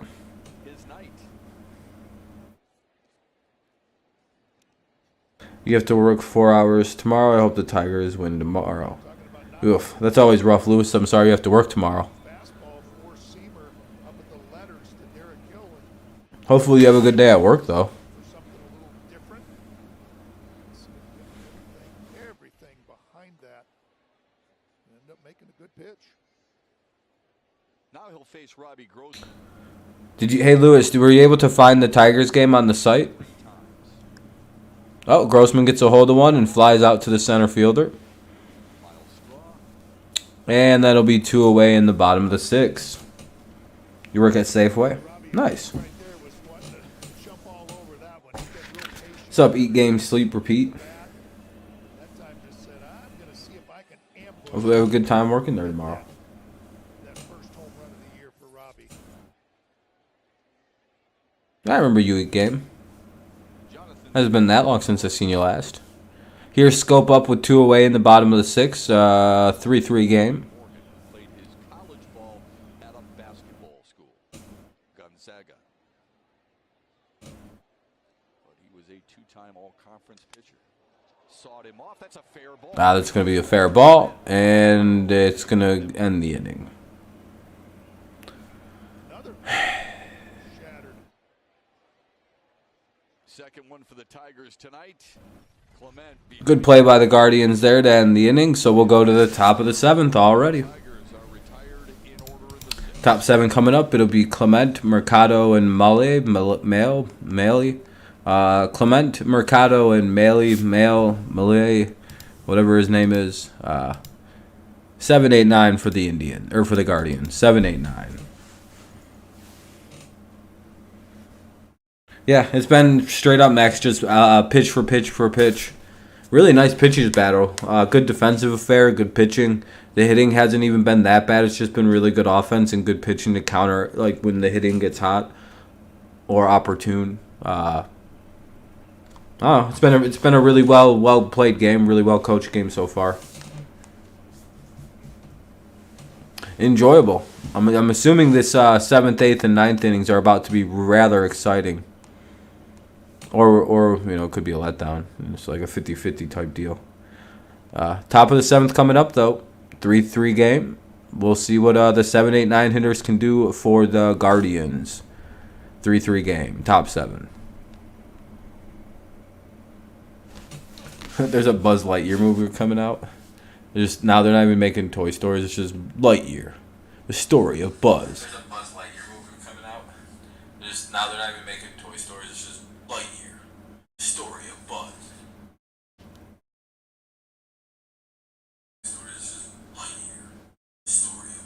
Hold on.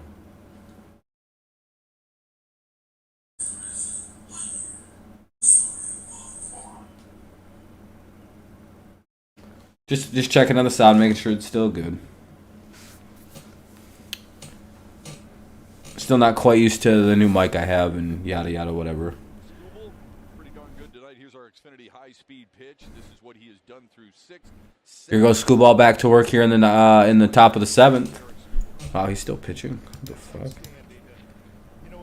How many pitches is he throwing? Oh, he's only at 88 pitches. Okay, so he's at 89 or 80. Well, he's about to throw his 89th pitch, which is why he's still out here in the top of the 7th. So, well, that's good. 1-1 now. And he wants to be that guy. He wants to be the guy that goes deep into games. And this is a good chance to get him through 7 for the second time this year. He's facing the 2-1 up high. Clement the hitter. It's Clement, Mercado, and then Maley here in the top of the 7th. Maley. I don't know how the fuck you say his last name. to right field. Hits it right to the right fielder. Daz didn't really have to make even any adjustments, and that'll be 1 away. Next up will be Mercado.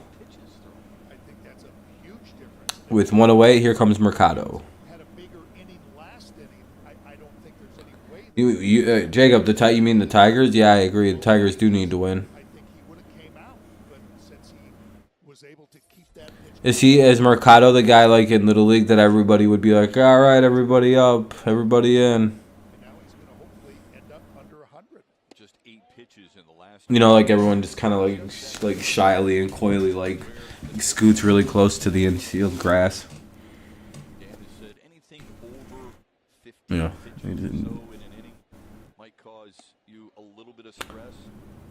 I was definitely a move back person in the Little League. Because I was good power, strike out a lot. He's also flown out to center. It's 2-1. There's the pitch count per inning for Scooble.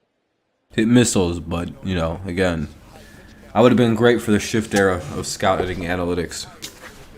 But I'd be worried if I was a shift hitter. If I was a heavy strikeout guy, I'd be very worried about the shift being banned. I'd be like, fuck.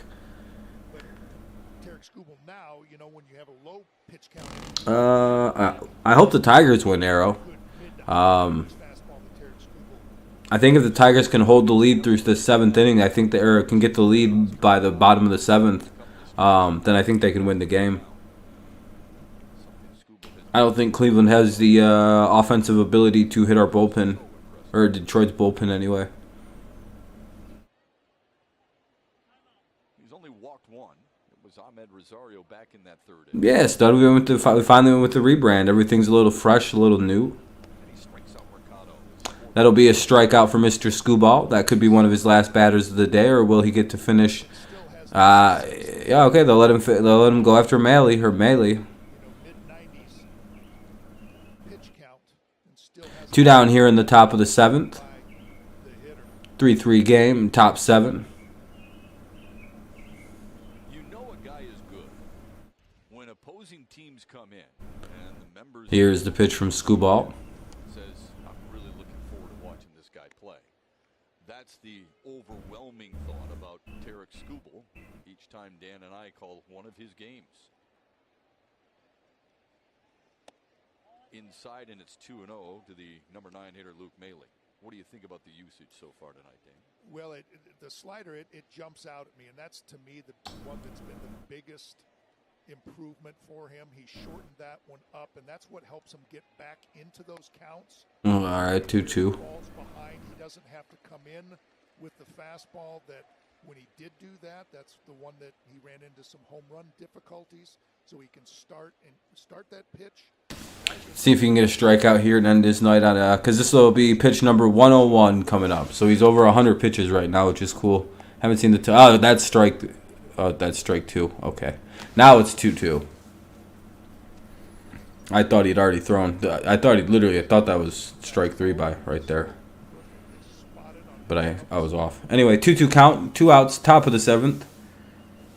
Who's pitching? Tarek Skubal. And Scooball sits him down. What an embarrassing swing from Maley. Scooball goes 7 innings. This will likely be his last go, so that'll probably be 7 innings, 5 strikeouts. Only gave up 5 hits, 3 runs, so that's a quality start. So hopefully, let's see if the Tigers can go get some runs to maybe back the start up and at least keep him somewhere anyway.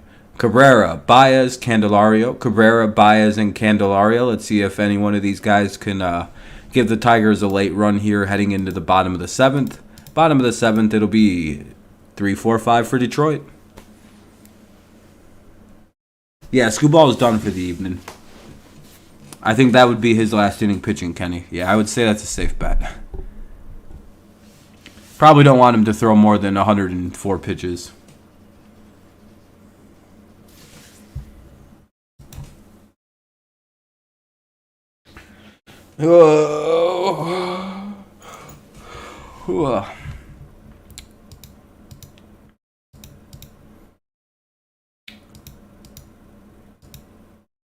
Watch them pinch hit Harold Castro for Miguel Cabrera right here. Would that make up for it if they pinched hit Castro for Miggy? Like, they bring in Castro for Miguel? All is right with the world.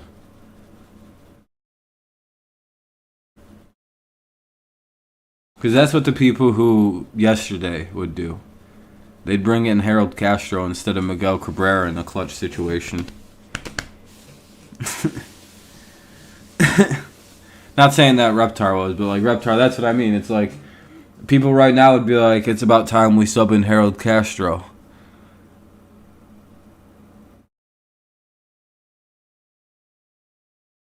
Forgetting that the guy's completely the antithesis of unclutch, but whatever. I know he's been better lately. Eli Morgan a year ago in late June. What a sight that was, and what a sight it would be here to lead off the bottom of the 7th. Who's pitching for the Guardians? Morgan? Eli Morgan still pitching. Here's Miguel Cabrera. It'll be Cabrera, Baez, and Cameron. Cabrera, Baez, and Cameron. Top of the 7th, 3-3 score. Miggy pops the first pitch up. And he's out. One pitch, one away, and that's a rough start to the first inning. Or well, to the start of the inning anyway. You're going to have to warm up faster than that, Foley.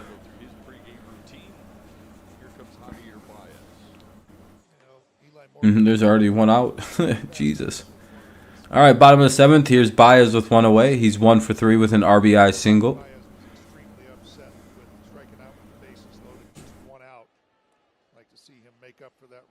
Nice if a $100 million man, $200 million man could pick up a homer here, but you know. All right, don't swing at the fastball right down the middle for some reason.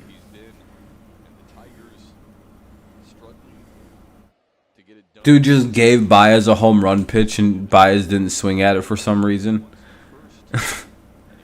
He's like, hey, dude, you want to hit a 92-mile-an-hour fastball slightly up right down the middle? Yes, I would love that. All right, here you go. They throw it. Miggy missed almost the same pitch. It's weird. That's a balk. When Scooble came off the mound, you know that before this inning started, everybody in there was, come on, let's get him one. Yeah. Let's get him one. Let's get one for Scoobs. Let's go.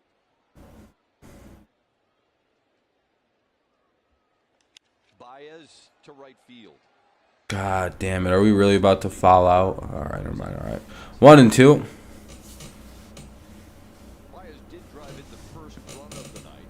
This guy's got kind of junky mechanics. He's gonna hurt him. Look how like stiff his delivery looks.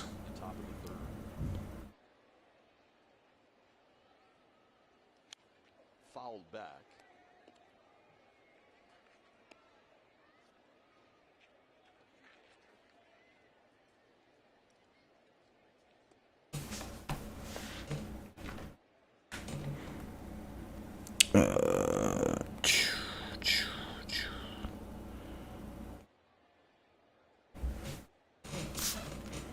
Nope, up high for ball 2. 2-2 count.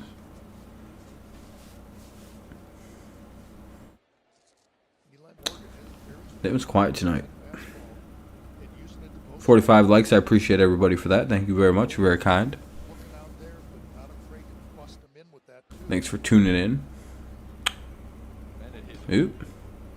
They hit him. All right, Baez gets hit by the pitch. Top 7, Baez gets hit by the ball, and there'll be 1 on, 1 out.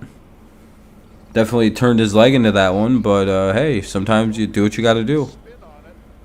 He was trying to get out of the way. All I see is a guy trying to get out of the way of a pitcher throwing at a player's knees for some reason. What a violent action that was by the pitcher. And totally not a really good, really good acting job by Javier Baez to get away with sticking his knee at the baseball. And that'll be called strike 1. Candelario's up with 1 on and 1 out. Bottom of the 7th. Tigers could use something. I'm going to show you. Don't be throwing inside to me, and they just try to go down there and steal second base right away.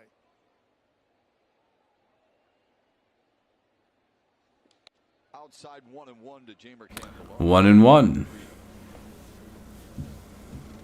Eli Morgan hits him with a changeup, and what's the first pitch he throws to Jamer Candelario? Changeup, and then just. You know what'll suck when Candelario, if he does leave, he's gonna go be like a 330 hitter and hit like 40 home runs the very next season. It's gonna be fucking bullshit, dude. You know that's immediately what's gonna happen too, right?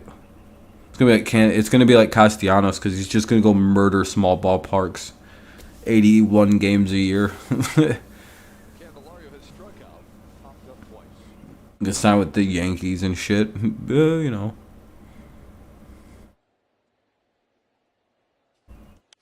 Fouled away. Nah. Fouls it away. 1 and 2 with the runner at first. 1 away. Bottom 7. 3-3 score. Fastball again, but up in the strike zone to Jamer. Jamer just seems to be seen and hitting that ball that's down in the strike zone a lot better than that one that's elevated. Just seems to be under a lot of those or swinging through them. I'd love it if he does stay down, but let's see if he uses that high fastball. At least you can hear it when damn. A lot of foul balls. 1-2 again. Count will remain. I'll be right back. I'll be back in like 2 seconds. 1 on, 1 out. 1-2 count for Candelario. Bottom of the 7th of a 3-3 game. I want to see what happens with. I'm gonna get more soda. Morgan, the third pitcher of the night for the Guardians.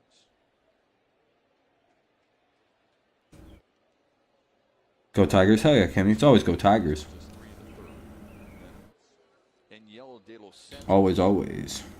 Inning and 2/3.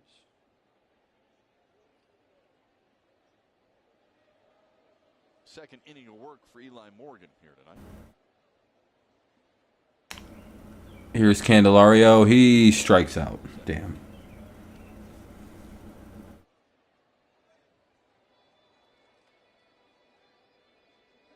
Before we welcome in Spencer. Well, that wasn't any good. Here's Torkelson with 2 on, or 1 on and 2 out. Here comes a torque bomb, though. I'm feeling it. I'm thinking it.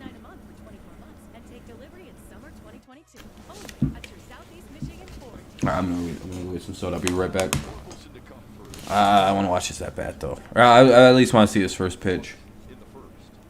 I can get the general idea of an at bat by first pitch.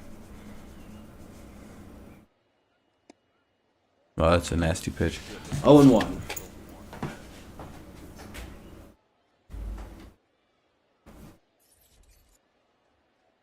Morgan hit Baez with a changeup, then started Candelario on his at bat out with a changeup in for a strike. He's done the same to Torkelson here with 2 away.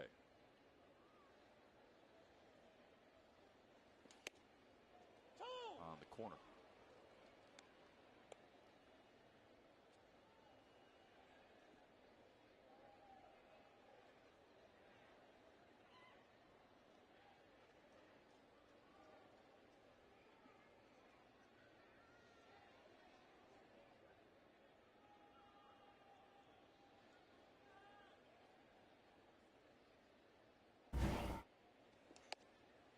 Now 1-2. 4 of Torkelson's last 6 hits have been for extra bases. And that's something that E.J. Hinch and company are hoping continues right here.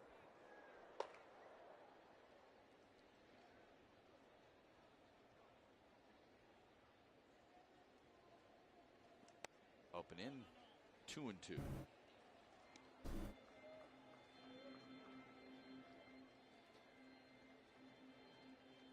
With this count being 2-2, it's just been a steady diet of the fastballs. I just think he's going to stay with it. Probably something out over the plate. Shifted over that way. All right. Oh shit, Torque's still batting. Full count here for Torkelson. What's up, Bauman? Or Shlomo? Or Bauman? You like the new name? I'm glad you enjoyed the name change. I like the rebrand too. I think Dirty Rob TV and Rob After Dark kind of. And I still have my backup Dirty Rob TV channel account. Seen here.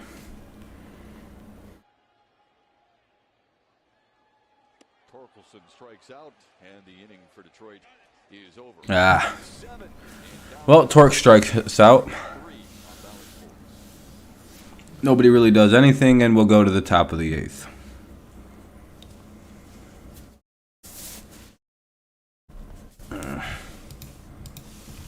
It'll be Straw, Rosario, and Ramirez. Straw, Rosario, Ramirez, top of the 8th. Straw, Rosario, and Ramirez, top of the 8th. And Foley will probably be pitching for the Tigers. Why'd you say here, Kenny?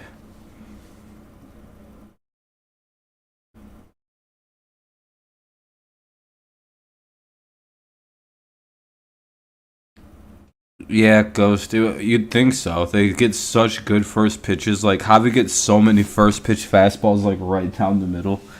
It's like, man. Torque does too. But Pitchers know they're not going to swing at it.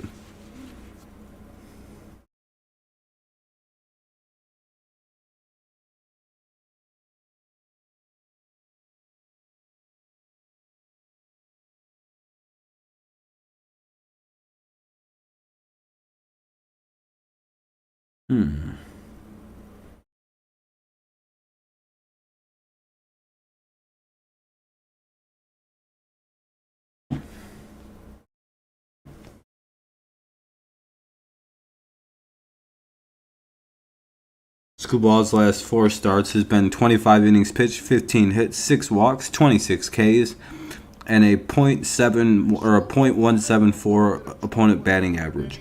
21 scoreless innings. That's really good. Torkelson, oh shit, I thought something bad just happened. Scooball is becoming an ace right before our very eyes.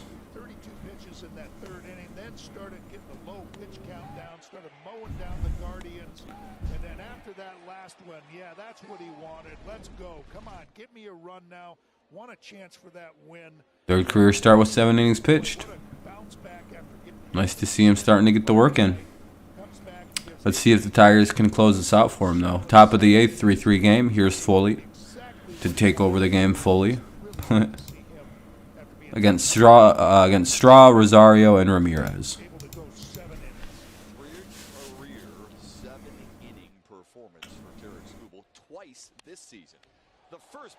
And for 1 pitch, 1 out. That's a good way to start off an inning of relief. Foley could be in the game. You know.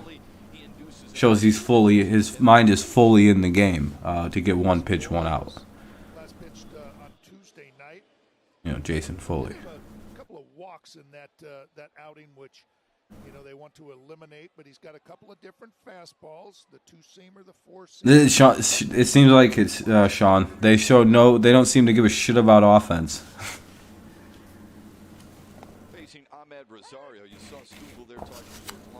But my God, can they develop pitching? The only bad pitcher they've had is Drew Hutchinson.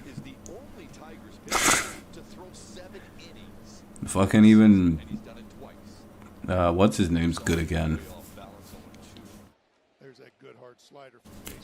Why can't I remember his name sometimes? Dive thing. Like, he's even back to being good. He's still down in there, not upstairs. Hey, my job's done. He's down there still rooting the boys on. No, Hutchinson wasn't awful. He could be good on other teams that need bullpen help. You couldn't wait for him to grow up into a major league body, and we're seeing the results right now. Joe Jimenez, that's who. Yeah. Even Jimenez got fixed. I don't even know. That was crazy how that happened. He all of a sudden could just pitch again. I think he might have been sick, though. I swear there was something mentally or, like, physically wrong with that guy. Ah, dog. Oh, they got him. Good play by Spencer Torkelson. Heads up baseball. Ball tried to bloop in, and the runner tried to take second on the ball blooping. But Torkelson with the heads up play makes a rifle throw down to second baseman and gets the runner out at second base. 2 away. Here comes Ramirez now with 2 down. Good job by Torkelson to make the look up and throw the ball. Fire a strike down to Baez, and Baez makes a whoosh. Barely gets him. I don't know where Hutchinson's at. I don't know. Somebody got him. I don't know if they might have missed him. This might get challenged. He might have missed. Pitch the ball, pitch the ball, pitch the ball, pitch the ball. Whoo! They should have challenged that. Cleveland would have won that challenge. Ball 1. My man was safe at second base. I didn't see a tag. Anybody else see a tag there? I should the fuck didn't. Unless he slid the base off or something, but I didn't see that either. 2-0 for Ramirez. Javi's really good at acting, but Yeah, that was a really good play, but I don't think Baez actually tagged him if you watch the replay. If that would have been challenged, he would have been called safe. Ah, fucking bullshit. Oh well, at least it's just a single now. Now it's not an RBI base hit. Exactly, Sean. You gotta hurry up on plays like that.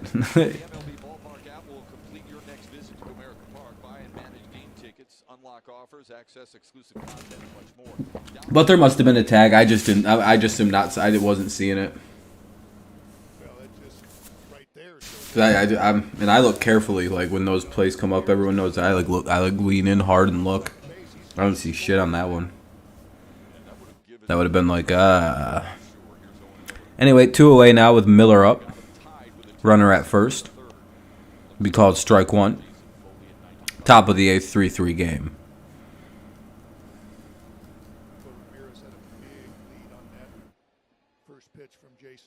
Yeah, basically just call it like a power right 94 or something. Run the fucking ball.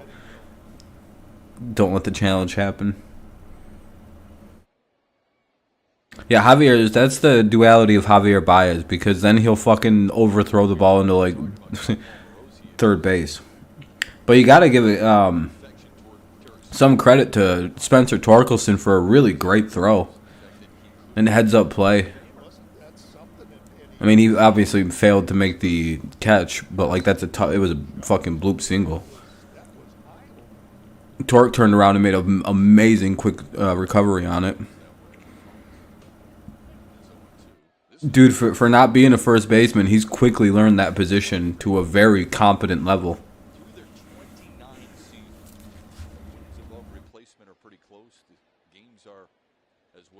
Wow, they're comparing Chipper Jones to Jose Ramirez.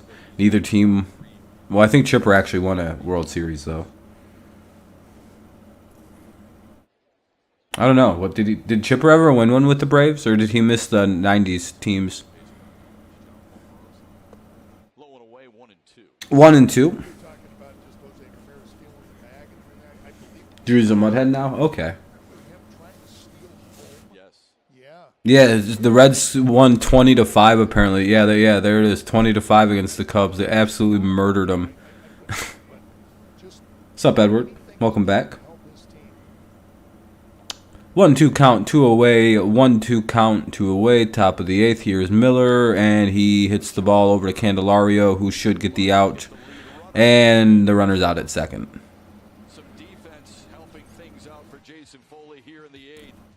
Oh, there is the tag. Never mind. Baez did. Why the fuck? How long did it take him to find an angle that shows the tag clean? Why is that the last like replay? Like the last replay they find is a good like clean. Oh, there's the obvious tag. I literally missed that every single time that they were showing it on the replays somehow. But then they finally went, "Hey, here's a good angle." He clearly tagged him. And I guess that's why that's why Cleveland must have not challenged that play, because that was so close. And then they show that angle. It's like, oh, he's out by a mile, actually. Panthers looking like they will do everything to bring in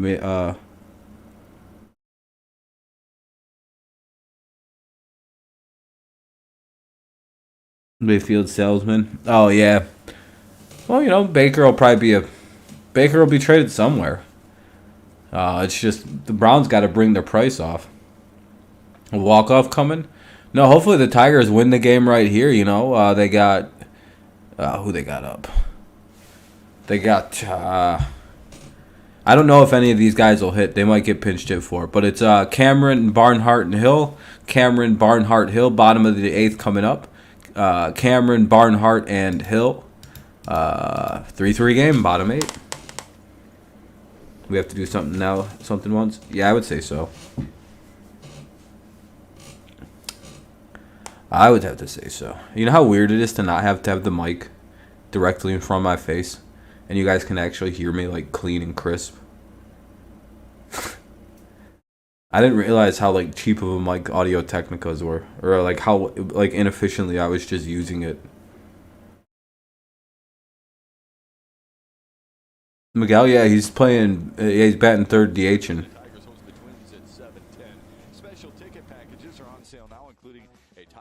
Here's Cameron now. It's 0-1. Morgan still pitching for the Guardians. Man, I don't know if I'm ever gonna get used to saying not calling them the Indians. Did he go? No, he didn't. 1-1. Now he's getting Daz Cameron, Tucker Barnhart, and Derek Hill here in the Quick game tonight, at least. Don't have to stay up too late. Might get this one in by 10 o'clock.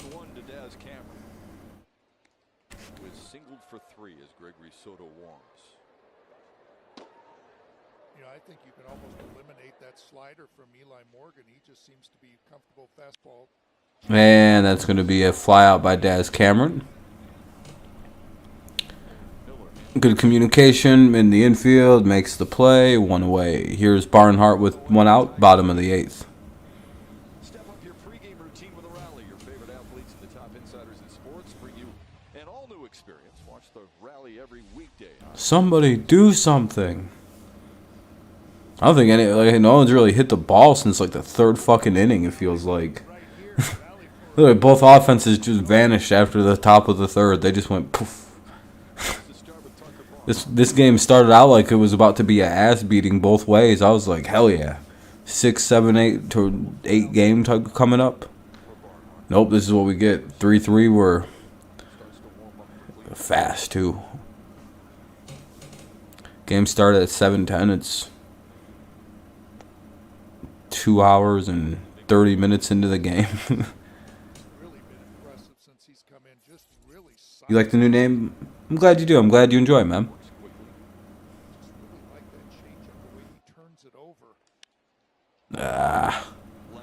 Looks like Barnhart's going to fly out for the 2nd out of the inning. 2 away.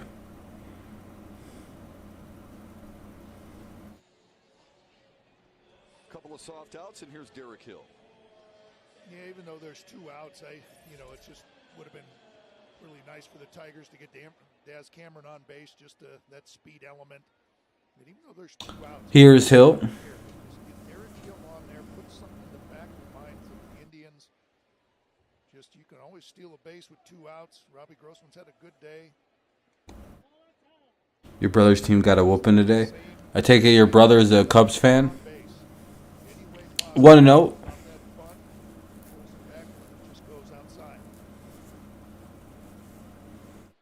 Pops up that bunt. No.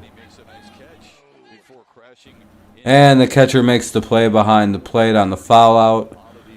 Hill fouls out. That'll end the 8th inning. What's up, Detroit fan? How's it going? Well, top of the 9th coming up. 3-3 game. Naylor, Gonzalez, and Miller? Or no. Naylor, Gonzalez, Clement. Naylor, Gonzalez, and Clement. Naylor, Gonzalez, Clement. 5, 6, 7. Top of the 9th. 3-3 game.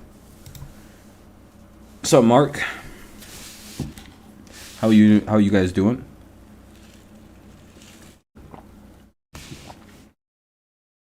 Yep. I would say so, Sean. I would say so. Soto's going to pitch the 9th here. Oh, not Soto in a non-save. Oh, God damn it.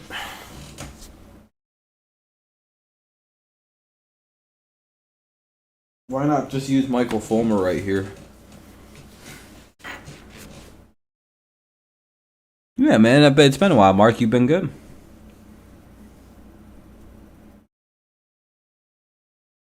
Yeah, we have to become just have one of the greatest turnarounds, the 2nd or 3rd greatest turnaround in history. I'm still not completely down on this team, even finishing a few games above 500. You've been all good? Glad to hear. I'm glad to hear.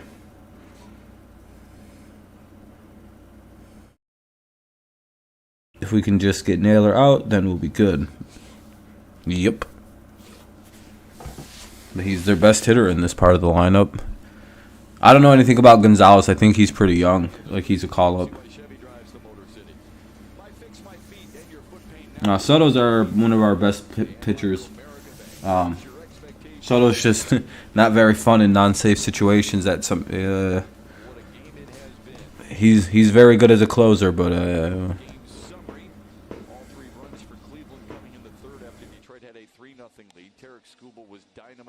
Holiday weekend? Which one is it? Labor Day? Or Memorial Day? Yeah, outside of the first Here comes Greg Soto. It's a non-save situation, though. Memorial. Yeah, I guess so. I mean, I'm not really doing anything different than I usually would be, so. I guess maybe some. It'd be nice to be with family and everything. Looking for a couple of innings. He went 1 1/3 innings yesterday. Needs to get that first pitch strike. He's had some control issues that have bothered him a little bit this year. And it all started. I still think they can do it, but the Tigers is not looking good. I mean, yeah, it's not going to be easy to get to where we want to get to. They have to start playing better, but you know. Digit fastball and slider, just commanding it. Sometimes leaves him. You ready for the weekend, Detroit fan? Hell yeah. Oscar Gonzalez and Ernie Clement here in the 9th for Cleveland. You vets? Yeah, we need something. 1-0 to Naylor.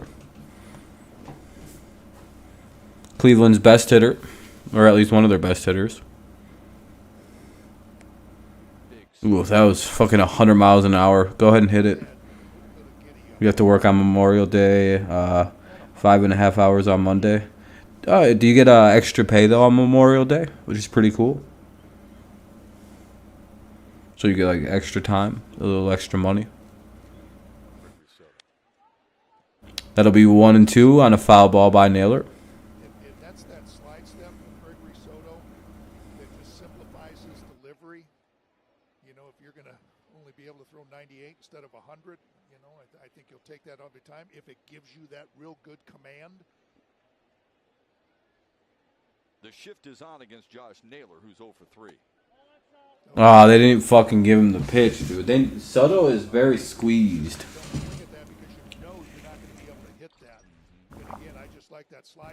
I don't really see why that wasn't called strike 3.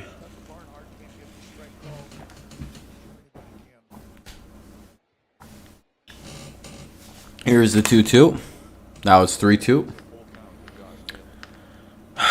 Now he's going to be all fucking pissy and shit and not pitch good. I think you challenge him just with a good hard fastball. I don't know that you want to miss and take a chance of putting the leadoff hitter on with a walk. Hit it if you can, huh? Yep. Took the Guardians, unfortunately. And fouls that pitch away. Or does it stay in play? Nope. The count will remain full. It'll be 3-2, so we'll see another full one coming.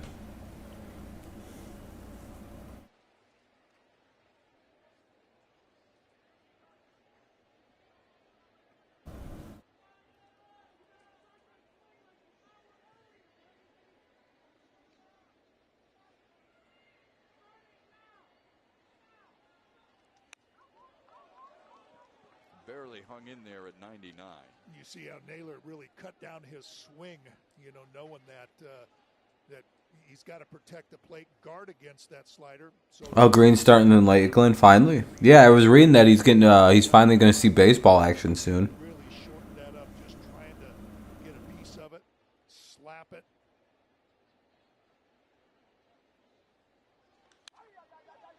Got under it.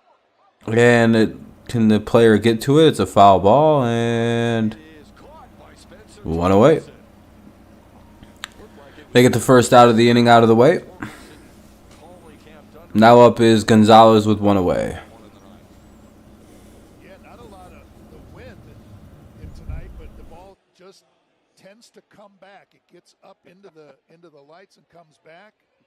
Having a little fun right there. Man, they almost ran into it. That was almost a very ugly play with Spencer Torkelson and Scope. They almost ran into each other. Good thing Scope was playing with his heads up. All right, 1 away. Here comes Gonzalez. Wild pitch, 1-0. Shows it on a regular basis. Look at him. There it is. Oh, good stuff right there. He knows the camera's on.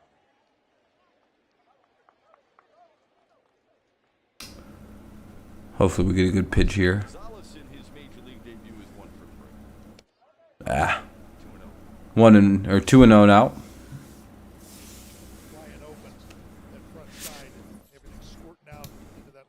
batter's box on that right-hander. That shoulder pointed more towards home plate. Get better on line.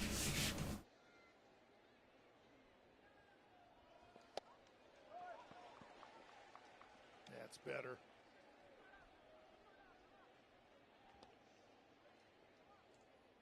Lakeland has a bunch of guys. Maybe that they can take him. Yeah, they bring up Flores, bring up Parker, bring up fucking bring up Green. Now 2-2. That'll be 2-2. Good pitch there by Greg Soto. Ooh, yeah, I know. Ooh, that was ooh. Yeah, Gonzalez made a face. He was like, ugh. God, how do you hit that? You don't. You swing and miss at that. You don't hit 98 mile an hour slider. Almost swung and missed at that. 98 mile an hour strike. Jesus Christ. Soto's wild again today, though. It's bilingual. Used it with Jason Foley. And Foley took over in the 8th.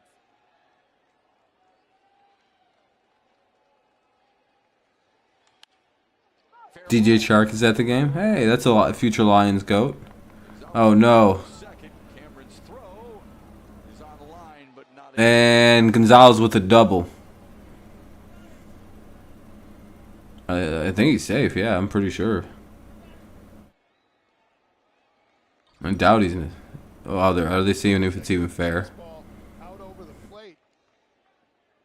And Gonzalez does a nice job of just staying with that ball. Oh, is that a fair ball?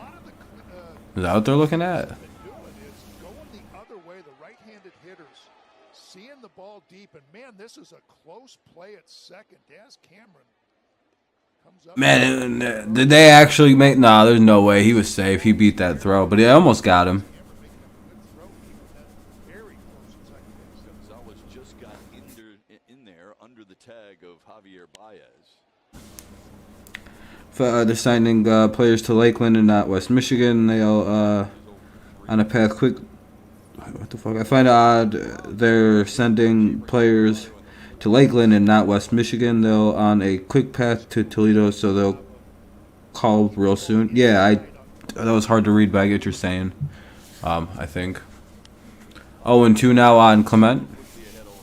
I don't know. Just probably just. I don't know. I don't really, probably not that big a deal. Warriors up by 16. Sheesh. My vicinity. He's not even really trying to hit a spot. How about one of those back foot sliders? Nope, going up. Strike 3. That's a big out right there. Yeah, that was a lot easier. I don't know why I just didn't do that. I wish if he just do that to all 3 batters, they wouldn't be able to hit him.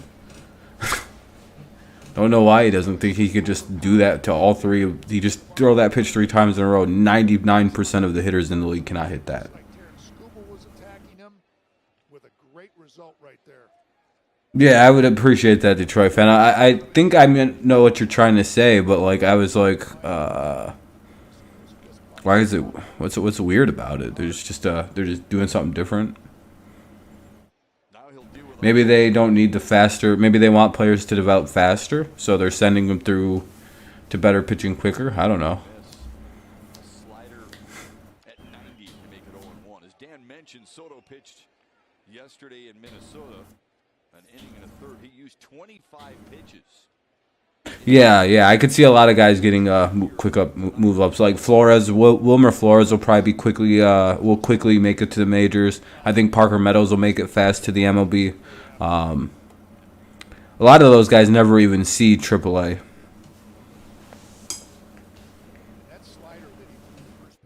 I don't think Roberto Campos will ever play in Toledo. Once Biggie retires, they'll call his ass up and just have him DH. Who do I think is going to win, Robert? I hope the Tigers win. Runner at second with 2 away. 2-1 count now for Mercado. Clase is on the left, and Stefan is on the right. when Austin returns. I doubt Parker's going to debut that quickly. Are they already talking about bringing Parker up? Like, that would be crazy.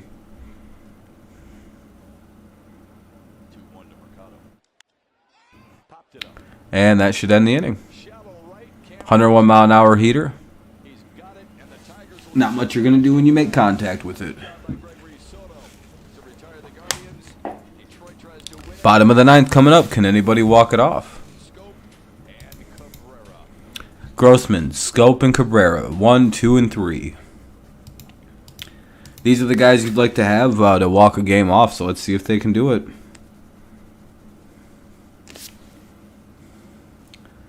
Hey, we're up to 49 likes. Looks like we'll hit 50 this afternoon. Very good. Appreciate that.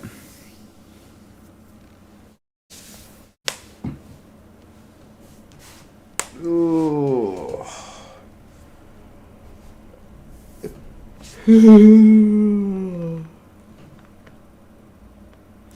Is still in Erie. Oh, if he's in Erie, he might not play at Toledo. Like I say, a lot of guys who play in Erie, I don't know. I guess hitters are different. That's more pitchers, I guess, right? Where it's pretty uncommon for pitchers. A lot of pitchers go from AA straight to. They don't really need to go to AAA. Might be different with hitting, but yeah, Tigers are gonna have to walk this off now. Dramatics required. Bottom of the ninth. Stefan pitching. Can the Tigers walk off back-to-back games? They have no choice. Stefan will be the pitcher. Robbie Grossman, Jonathan Scope, Miguel Cabrera, 1, 2, and 3 for the Tigers. Top of their order. Best chance for them. Yeah, most guys go to AA, like I said. That's about it. Pitchers, it's really weird. Super top prospects rarely go to AAA. They did a lot last year because of the COVID rules, I think. And I think last year was a weird year with prospects not getting called up in September. Or going to AAA because of the fact that there was a strike happening and they knew it kind of was going to happen. So a lot of teams were like, we're not going to let our veteran, like a player, lose the minor league status. Like, if they would have called up Riley Green or Spencer Torkelson last season, those guys wouldn't have been able to have as long a campus as they had because they would have been considered major leaguers, not minor leaguers. They would have had to abide by the lockout rules. So there was a lot of guys who could have been called up last year who just didn't get called up because teams were like, yeah, why would we do that, knowing full damn well we might lose the ability to have a full spring training with this kid. So it's the only reason we didn't see Spencer Torkelson and Riley Green skip. I think that's a big reason we didn't see Green and Tork skip AAA. But again, pitching's always a little weird, or hitting's a little different than pitching with the AAA and AA thing. Fake Advil. Tigers, let's go, please. Money on the line. Yeah, hopefully Tigers win this year, man. 0-1. Here's Robbie Grossman. See if they can win this for 0-2 on Grossman.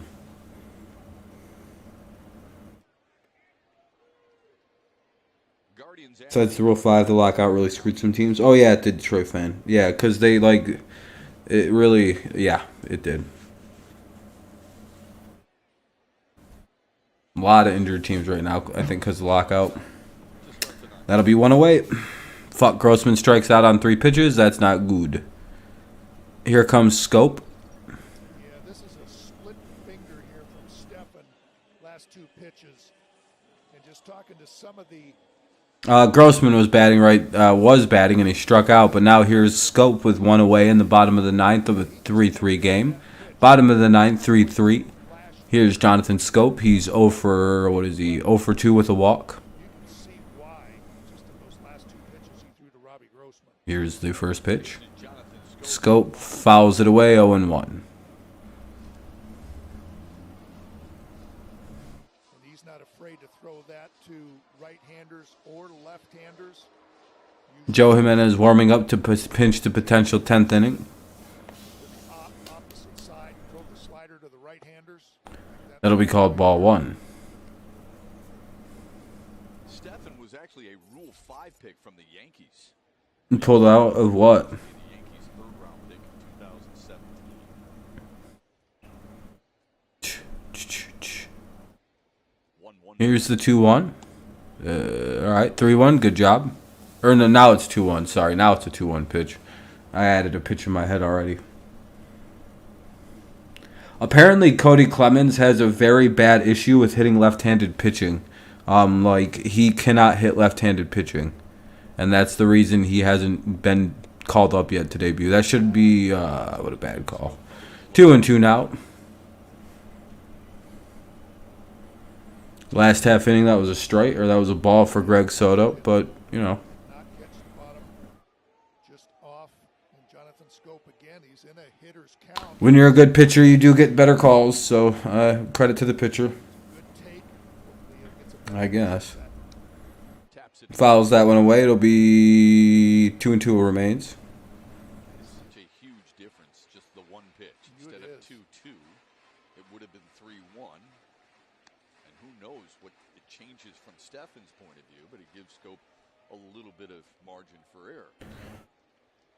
Absolutely. But, A.J. Hinch just talking about, the pitch selection and what pitches. Although the only way that it happens is Scoper Kennedy gets injured and they don't throw Harold Castro. Yeah, exactly. Plus, Cody needs to hit. If he could hit left-handed pitching, he'd probably get called up. That'll get down. That could be 2. Scope's gonna hustle for a double, and he's in there, standing there at second base. 1-out double for Jonathan Scope. Here comes Miguel Cabrera. Time to pinch hit Harold Castro.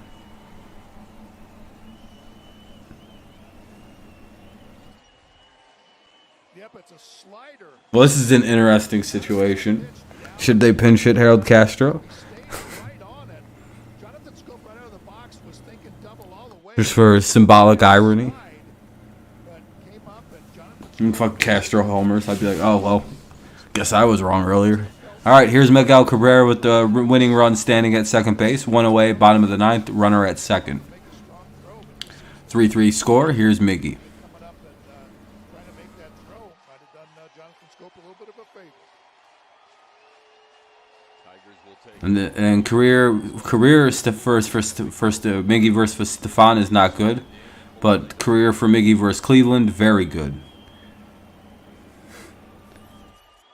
So we'll see how this winds up. He's 2 for 3 today with a walk and 2 singles, so he's seeing the ball pretty well. Tigers would like to see maybe 506, maybe 3,029. Either one could be game winners. Here's Miggy now with a runner at second. Chance to win the game. Bottom of the 9th, 1 away, 3-3 game. Here's Cabrera's first pitch. 0-1. Fouls it away. Hits and a walk for Cabrera tonight. Exactly, Kevin. Bring him home. He came in last 10 games hitting. Cabrera has 13 career walk-off hits. Ugh. I love these spammers. Plate, seeing the ball well, come up big here. He's driven in 1 run. Checked it there. Ooh, that was a bad call. 1-1.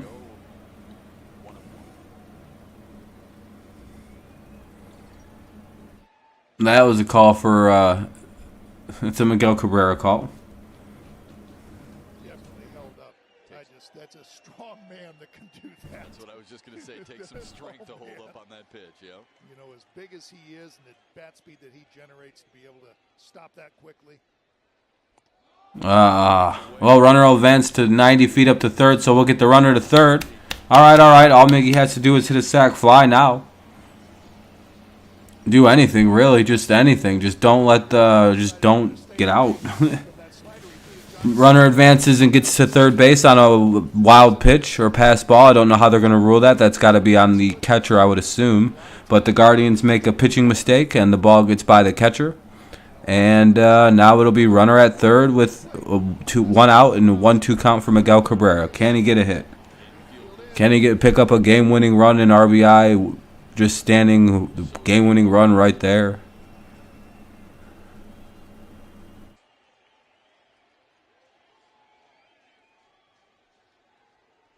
The Mickey wins the game. The Tigers walk it off in the bottom of the ninth. Miguel Cabrera plays the hero. And what was that about? Harold Castro we shouldn't have pinched hit Harold Castro for. And this is the guy you wouldn't want in the bottom of the ninth. GG to the Indians fans, by the way. GG. I have to yell at some Tigers fans who were telling me that it was a dumb decision to pinch hit Miguel Cabrera yesterday in the bottom of the ninth over fucking Harold Castro. And Miggy wins the game tonight. Hell yeah, Tigers walk it off. Tigers win back-to-back games. Back-to-back walk-off finishes for the Tigers. Well, I don't know if the game in Minnesota was a walk-off. It was just a game winner. I guess we are better against... You're just better against the good teams. Look, go Miggy. Miggy was like, what, you really thought I wasn't going to hit a single to right center and win this game? All right, GG to the Cleveland Indian fans. What a great game that was. What a great game. That was actually a really fun game. You see the strut, too? What, you idiots? What, you fools? Where's everyone that was saying... yeah, GG's. By the way, to anyone who questioned why you would have Miguel Cabrera hit in the ninth inning over someone named Castro. Yeah, you should have kept Eli Morgan in.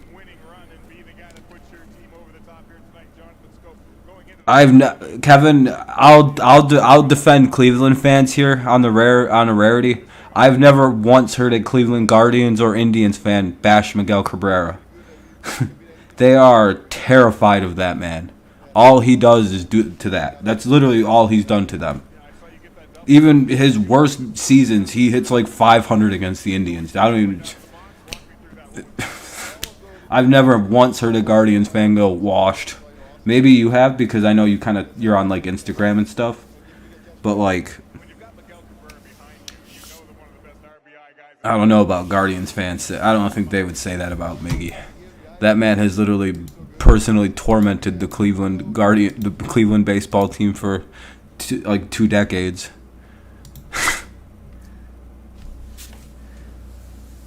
We win the game. Yeah, back to back.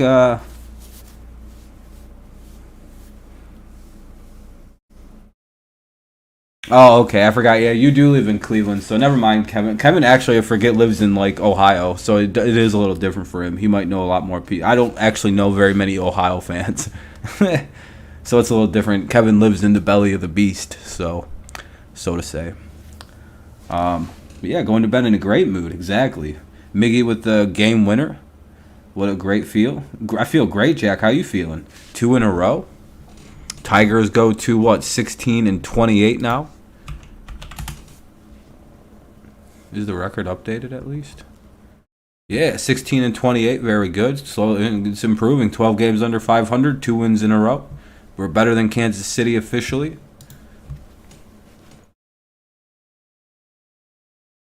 Kansas City is officially the worst team in the American League after tonight. How's that feel, Detroit? Our 16 wins and 28 losses is better than their 14 wins and their 28 losses as well. So fuck them losers. Everything's good. It was a great day today. The Tigers got a walk-off win. It all, like, I don't know. Is it bad to say, like, I don't really feel like it should be, like, it's fun. I love walk-offs. But it's also like, well, the only way they could have won was a walk-off. Of course the Tigers won on a walk-off. It was, they fucked up trying to win in all 8 of the other innings. Miggy won the game, James.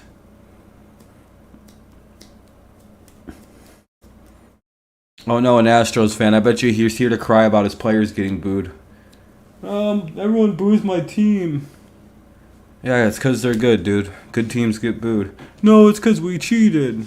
No, I think most people boo Altuve because, I don't know about you, but like, when like Jose Ramirez hits a home run against the Tigers, I don't cheer for Jose Ramirez when he homers against us, or if Shane Bieber's pitching against us. Like, I don't like cheer for Shane Bieber to no hit the Tigers. You know, I get angry. I boo them. I try to jeer them. I disapprove of them.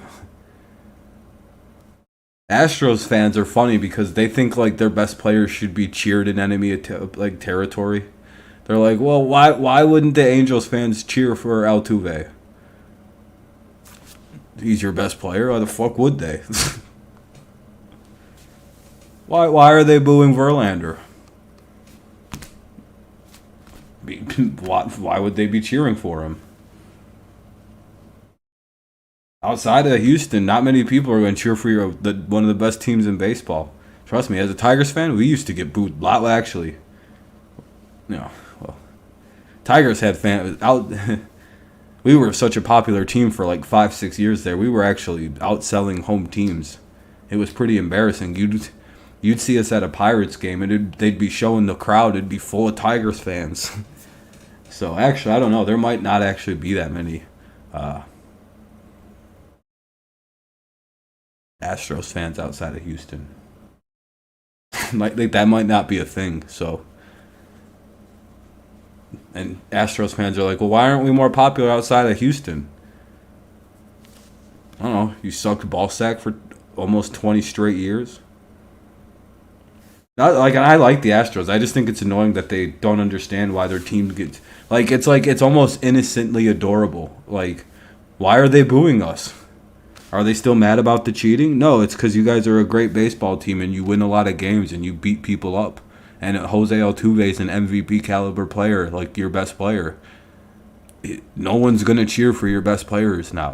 Why would they? You know. Why would anyone cheer for fucking Odorizzi to throw a no-hitter? Or like Verlander, or like Tigers fans might because they love him. But it's just not using common sense, some Astros fans. They're like, no, they're booing because the cheating scandal. Probably not anymore. Probably are they like, would you cheer for David Ortiz? Like, do you cheer for Mike Trout as an Astros fan? No, you don't. You boo him. Oh, yeah, I'm going to bed in a good mood too, Jack.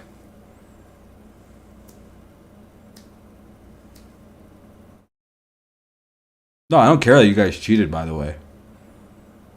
I think it's hilarious when teams cheat. I'm pro-cheating, so I don't care about that.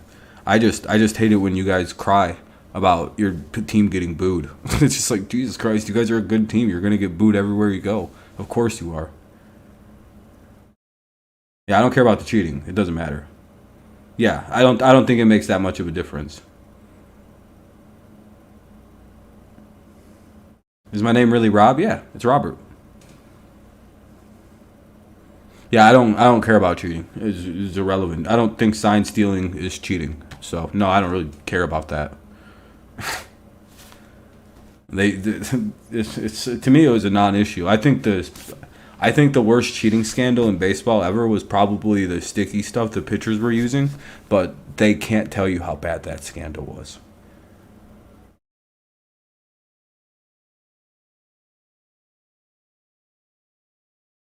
Yeah, that's not a good excuse. Just don't care. Just be like, every team steals. Who gives a shit? It's part of baseball.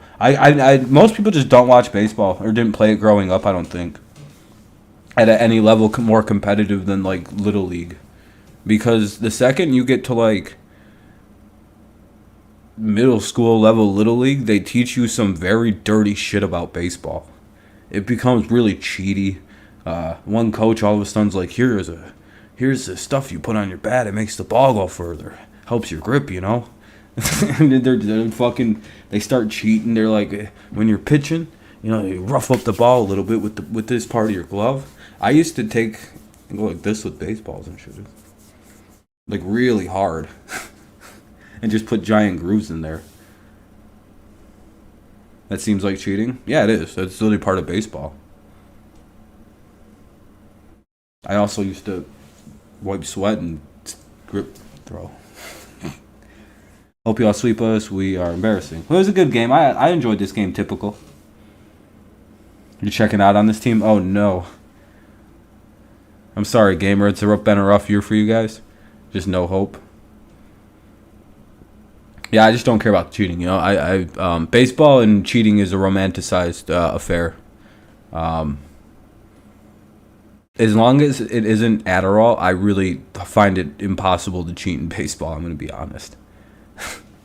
Other than improving your reaction time, how can you cheat in baseball? I mean, you can even know that Justin Verlander is going to throw you a 94-mile-an-hour fastball, and what's going to happen? You going to hit it just because you know it's coming?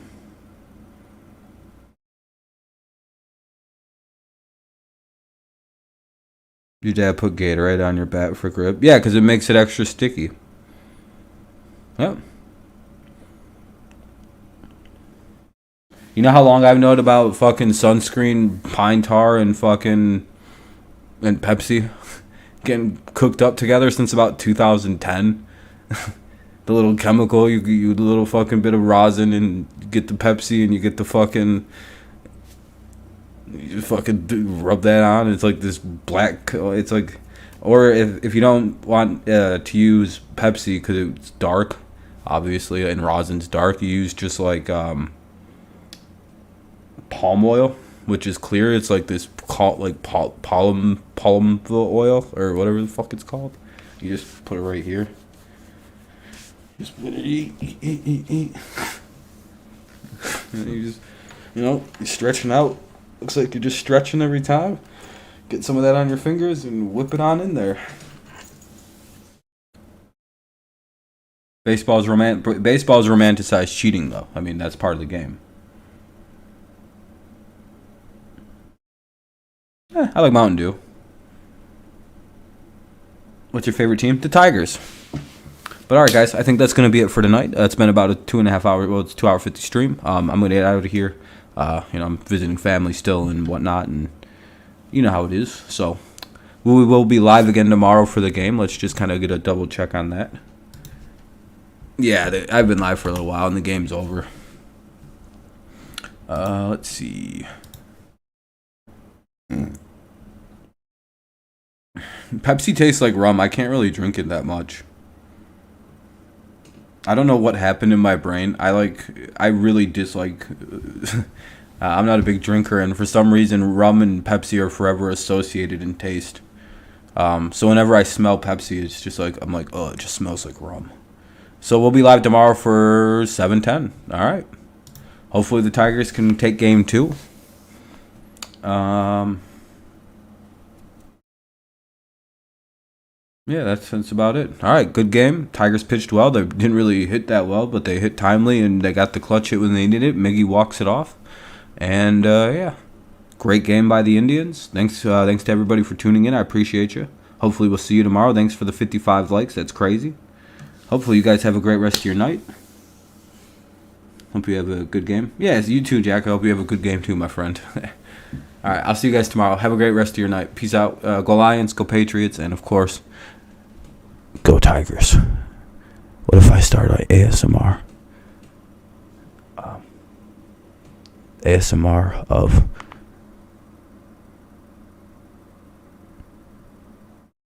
guy who's afraid to talk in front of people. Hey, excuse me. Hey, can I? This is awkward. I have no idea how loud this is. This could be really loud. Or it could be really quiet and really creepy.